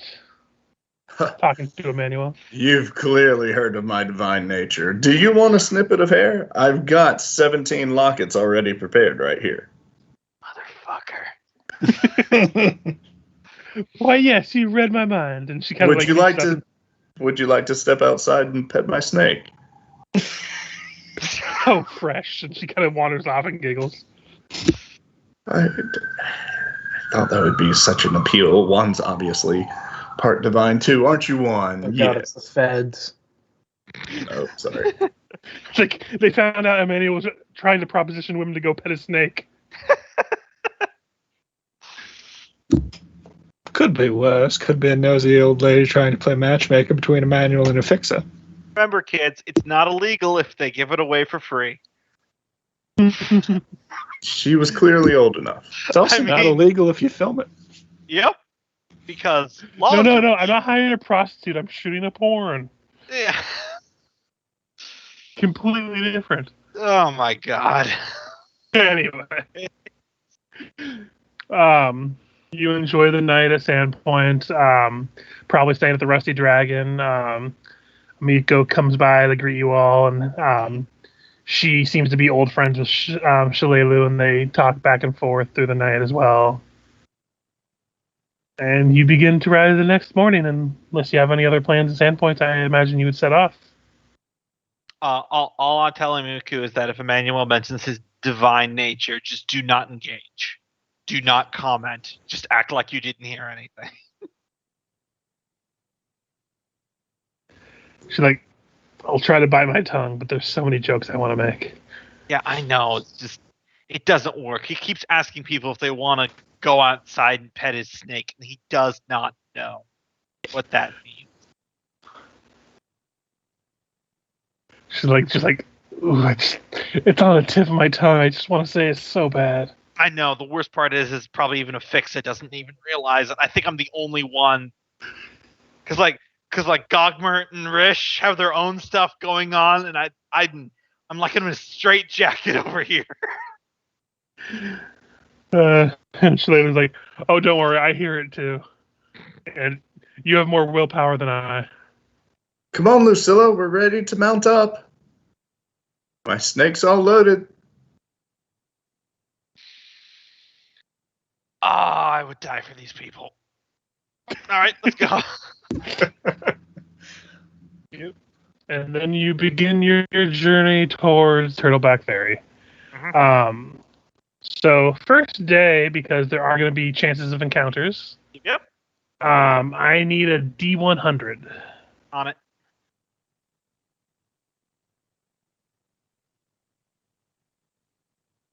Okay. First day, nothing happens. There's still a light drizzle. Yep, my luck as a GM of constantly not rolling random encounters apparently sticks with players as well. So this is day 1 of 14 days now to get to Turtleback Ferry. You set up camp for the night. You imagine take watches. Now during the night, I need someone to do a D100.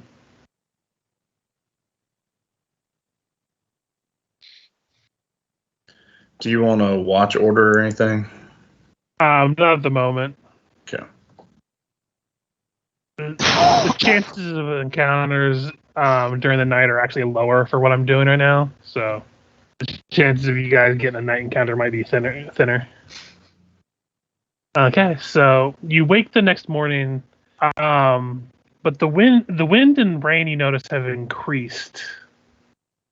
So you pack up your supplies and begin to make your way. But you notice that the path is getting a little bit muddy. The river itself seems to have swelled in the past couple nights. And it takes about a couple hours before a violent storm begins to be produced. You hear lightning and thunder in the distance. You see lightning strikes in your visual. The wind is blowing so heavily that Lucilla, if you weren't on horseback, you wouldn't be able to even walk in this. Yeah, I'm very light. In fact, it's getting so bad that you're not able to make any progress as the wind is actually burning your vision. And you need to find a place to take up camp and kind of hunker down for the storm. We should find a place to take up camp and hunker down for the storm. What? The rest of us communicate bonded mind. Yeah, we need to lay low for the storm, don't Actually, no, we can't. We have to be able to see each other. And Oh, it's hard to see right now. I gotcha. Gugmer with his, it is a violent thunderstorm right now. Mm-hmm.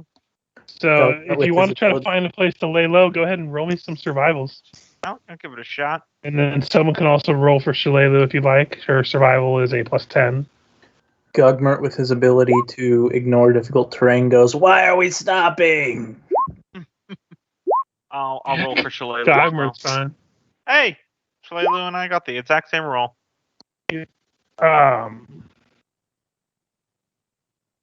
So you're able to find a patch of trees that seem to block the majority of the wind, and there's a nice, decent-sized boulder that you can kind of like set up your camp to shelter against, and kind of dig in and use your. I imagine I don't know if Shalelu has a tent and kind of set it up in a way that kind of blocks the rain.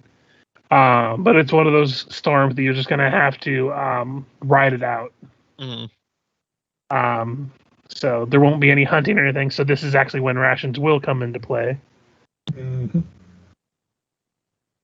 And I had rolled this previously. First day goes by, the storm is just fierce. Second day goes by, more of the same. Third day, fourth day, fifth day, you have just been in this tent trying to weather this nasty storm.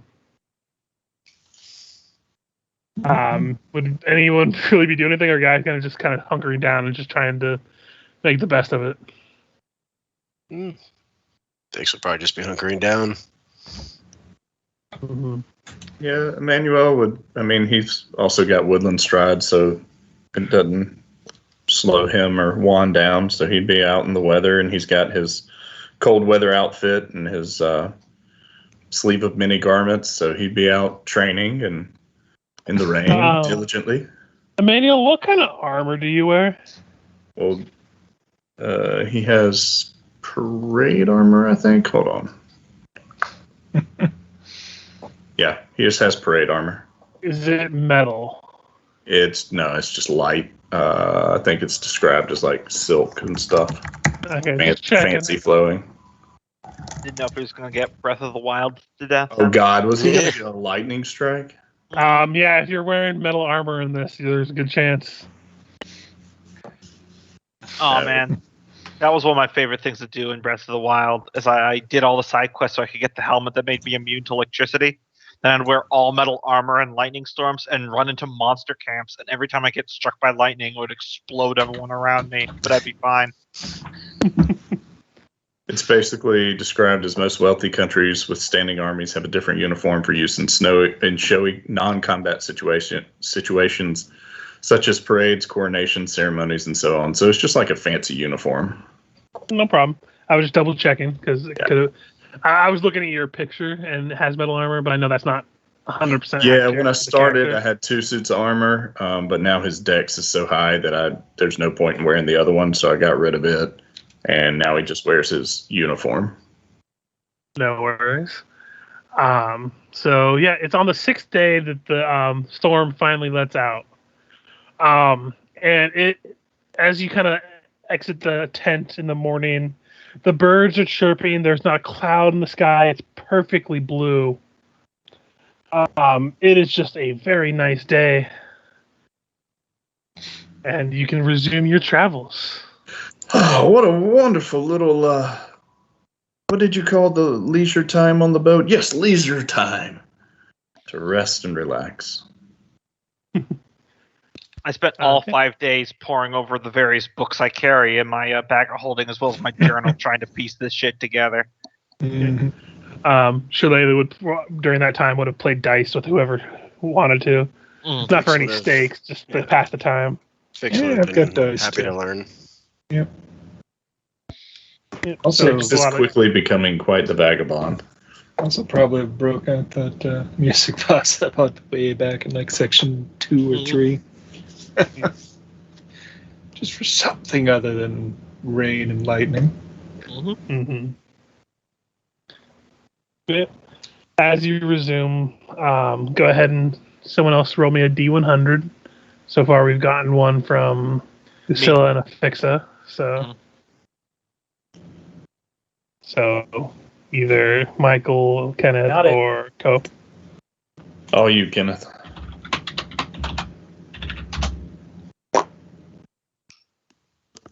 Okay, and then I need you to roll me a D12 now. No, you failed. It could be 12 chickens coming to feed us. Or giant goats. Yes. So we used 5 days of rations? Yes. When there's not storms or something, you could just say that you kind of come forage for the supplies, so you don't have to reduce your rations. But times where there's actually like a big storm like that is when you have to start worrying about it. So what do we get 10 of? So as you are making your way down, you see a couple people walking down the road. What looks to be about a middle-aged man or so, and a younger man looks to be maybe early mid-teenage years. And you see the older man is kind of playing a lute as they're walking down the road, and they kind of spot you like, "Ho there, travelers! Ahoy there! Do you come the way of Sandpoint?" Why, of course. Yes, we do. Well, yes. Allow me to introduce myself. I am the fabulous Rasputin, and this here is my son Jorg. Jorg. I am Emmanuel Depardieu of Malthun. It is wonderful that we should meet on the road together. Indeed, it is. My son and I are traveling to Sandpoint to go see the Playhouse and entertain a certain Madame Mavashti. I am old friends with her. Yes. Is that the lady we know? You've heard of her. She's a fortune teller back in Sandpoint. None of you actually ever went and saw her. Oh. I make my own future. That's very interesting. Well, maybe next time we're there, we'll be able to meet with her. Yes, my son and I are heading to Sandpoint. In addition to seeing the Playhouse, we've heard of the recent murders in Sandpoint and Magnimar. News spreads fast, especially bad news. And we're just going to make sure Madame Avashti is well. Well, there won't be any more murders. We are actually the group of friends from Malthun who have quelled the murders, We're not all solved from the Malthun. case, I'm from Sandpoint. and put those in need of justice. Okay, that part's true.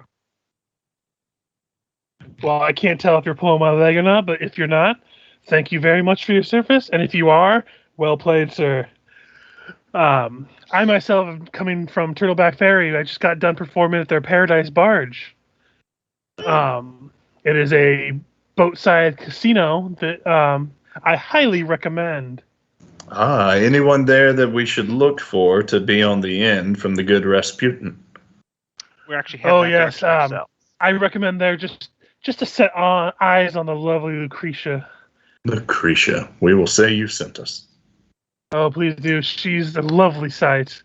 I even got the seal of approval from the private gambling back rooms. And he kind of pulls at his collar and reveals the tattoos. Like, and you look at the tattoo, and it is a 7-pointed star.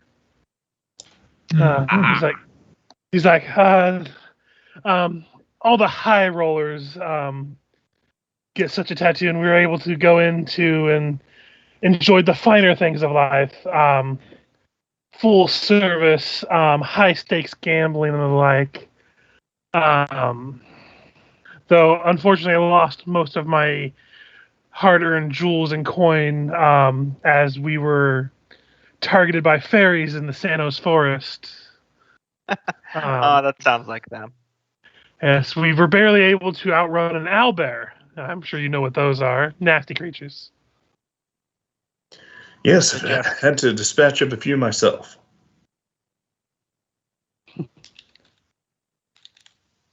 Well, I've kept enough of your time. And the son, like the entire time, the son is just like doing that thing where he's just like really annoyed at his father and kind of just looking ahead of you guys and just like trying to wait, like, can we go? He's that kind of age. Every child ever. But he's like, I've taken up enough of your time. If you do make your way towards Turtleback Ferry, I hope you enjoy yourself. It's a rather new attraction that we're hoping Turtleback Ferry will become a larger city someday. But he does like a bow and he's like, allow me to play myself my exit, and he begins to play his lute, which he plays it pretty well. Not quite as good as Amiko and her skills, but for a traveling bard, it's not bad. It's just really awkward because he's playing the song to go, but we're basically on a field, so we just see him going off in the distance. Pretty much. Not quite as good as Grogger the Dogger, but accept. Grogger the Dogger is now canon. Yep. If that's not someone's Legendary future player goblin hero. character, I am gonna be upset if that's not someone's player character at some point. No, see if we ever do a Weeby Goblins, he was one of the first. Oh yeah. After they've gone in the distance, I'm like, okay, guys, I got a theory. That was the final piece of the puzzle that I've been working with my books and everything over the past 5 days. As we're walking. You have All right. books? What? You have books out here? I assume you mean Star Tattoo, not Bard himself. Well, yeah.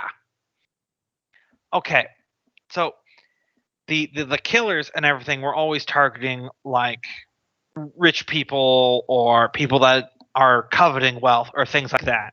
And a lot of old Thessalonian magic have to do with like the 7 cardinal sins and everything like that. And with the writing that we talked about, we're talking about harvesting sin greedy souls and everything like that for their lord. So I believe that this casino that we just heard about is owned by the other Lamia, and it's her farm for people who are coveting wealth. And now this is where we enter the conjecture, is I believe they're harvesting greedy souls to maybe awaken something or someone that has to do with the old Runelord of Greed. We saw his holographic projection in the runes underneath Sandpoint. Makes sense, yes. Good work, Lucilla. So that's my working theory. Yes, well, at least give us goal when we reach the ferry. Also, if we are dealing with people that are using sin magic, try your hardest not to be greedy, everyone. Just floating that out there. Mm-hmm. I think I can manage. I am but the epitome of charity. You know, in a weird way, I think he's actually right. Even more than some of you know. Hmm? He's been giving a lot of his shit to his people. I'm just saying, I don't think goblin materialism works the same way. Yeah. They covet shinies. It's kind of like how, like, orcs in 40k, I don't consider them greedy. It's just because they want better guns for more shooting. It's not because they like to hoard wealth for wealth's own sake. Anyway, that's Which mine. is kind of helped by their money basically growing out of their face and then deteriorating over time. But Yeah, very stable economy. Perfect society is all I'm saying. Wait, they grow money from their face? They Teeth. use their teeth as their teeth grow back infinitely like a shark. So literally, whenever they want more money, they grab the closest orc and they just beat the shit out of them until all their teeth fall out, and they scoop it up and they go use it to buy a gun. Oh, nice.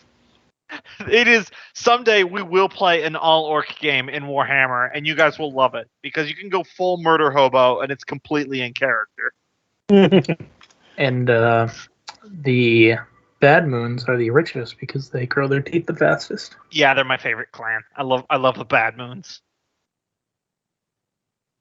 Okay, so, were you gonna say something? Oh no, I was just gonna make a joke about how they always have the flashiest gear. Some Bad Moon war bosses have gold-plated machine guns. It's amazing. Anyway, continue. No worries. So the day sets without too much other disturbances other than the couple travelers that you pass by. During this time, you are still getting the occasional travelers between like caravans and stuff, but nothing that really screams out to you. They just kind of give you a nod and are content to go about their business as long as you don't disturb them. You settle in for the night since you had rolled an encounter there. No need to roll for the night. Next day, another D100 from somebody. Which, let's see, we've had Lucilla, Affixa. It's me or you, Michael. Can I just say, Richard, because we kind of went by kind of fast there. That night, I wanted Shriek to follow those two travelers. Gotcha. And you can see through the eyes of Shriek, right? Yes. Yeah, they do seem to be heading towards the direction of Sandpoint. And you see them eventually kind of camp out for the night. You see the guy like through the eyes of your bird. You see him trying to play music with his son, and the son keeps like pushing him away or like putting away an instrument the dad keeps pulling out. Seems the son's having none of his father's legacy. 15. Roll me a 1d3.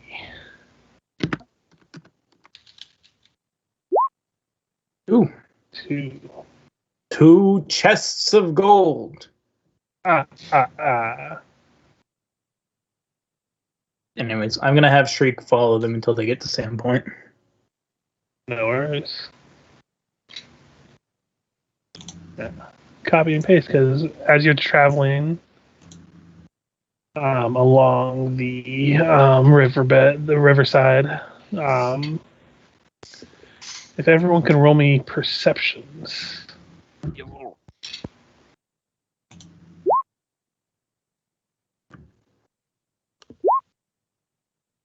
Gogmart sees all.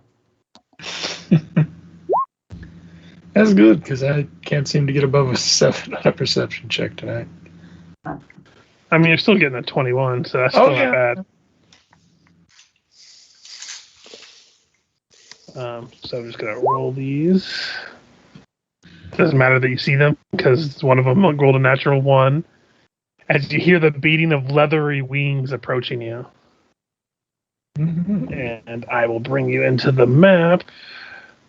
As you looking around, you see up in the air 2 dark blue wyverns flying overhead, looking for an easy meal and looking like they're getting ready to scoop some of you up. And that's actually probably a good place to leave it off. Yeah. Tune in next time for the This is a bad group for wyverns to scoop something up, because we got a lot of small people thinking about it. Also, you have like what, 1 ranged person? That can't. No, I can throw a knife. Not well, but Gogmart can transform into something that can fly. That is true. I mean, fix his deck space. Just toss her a bow. You know.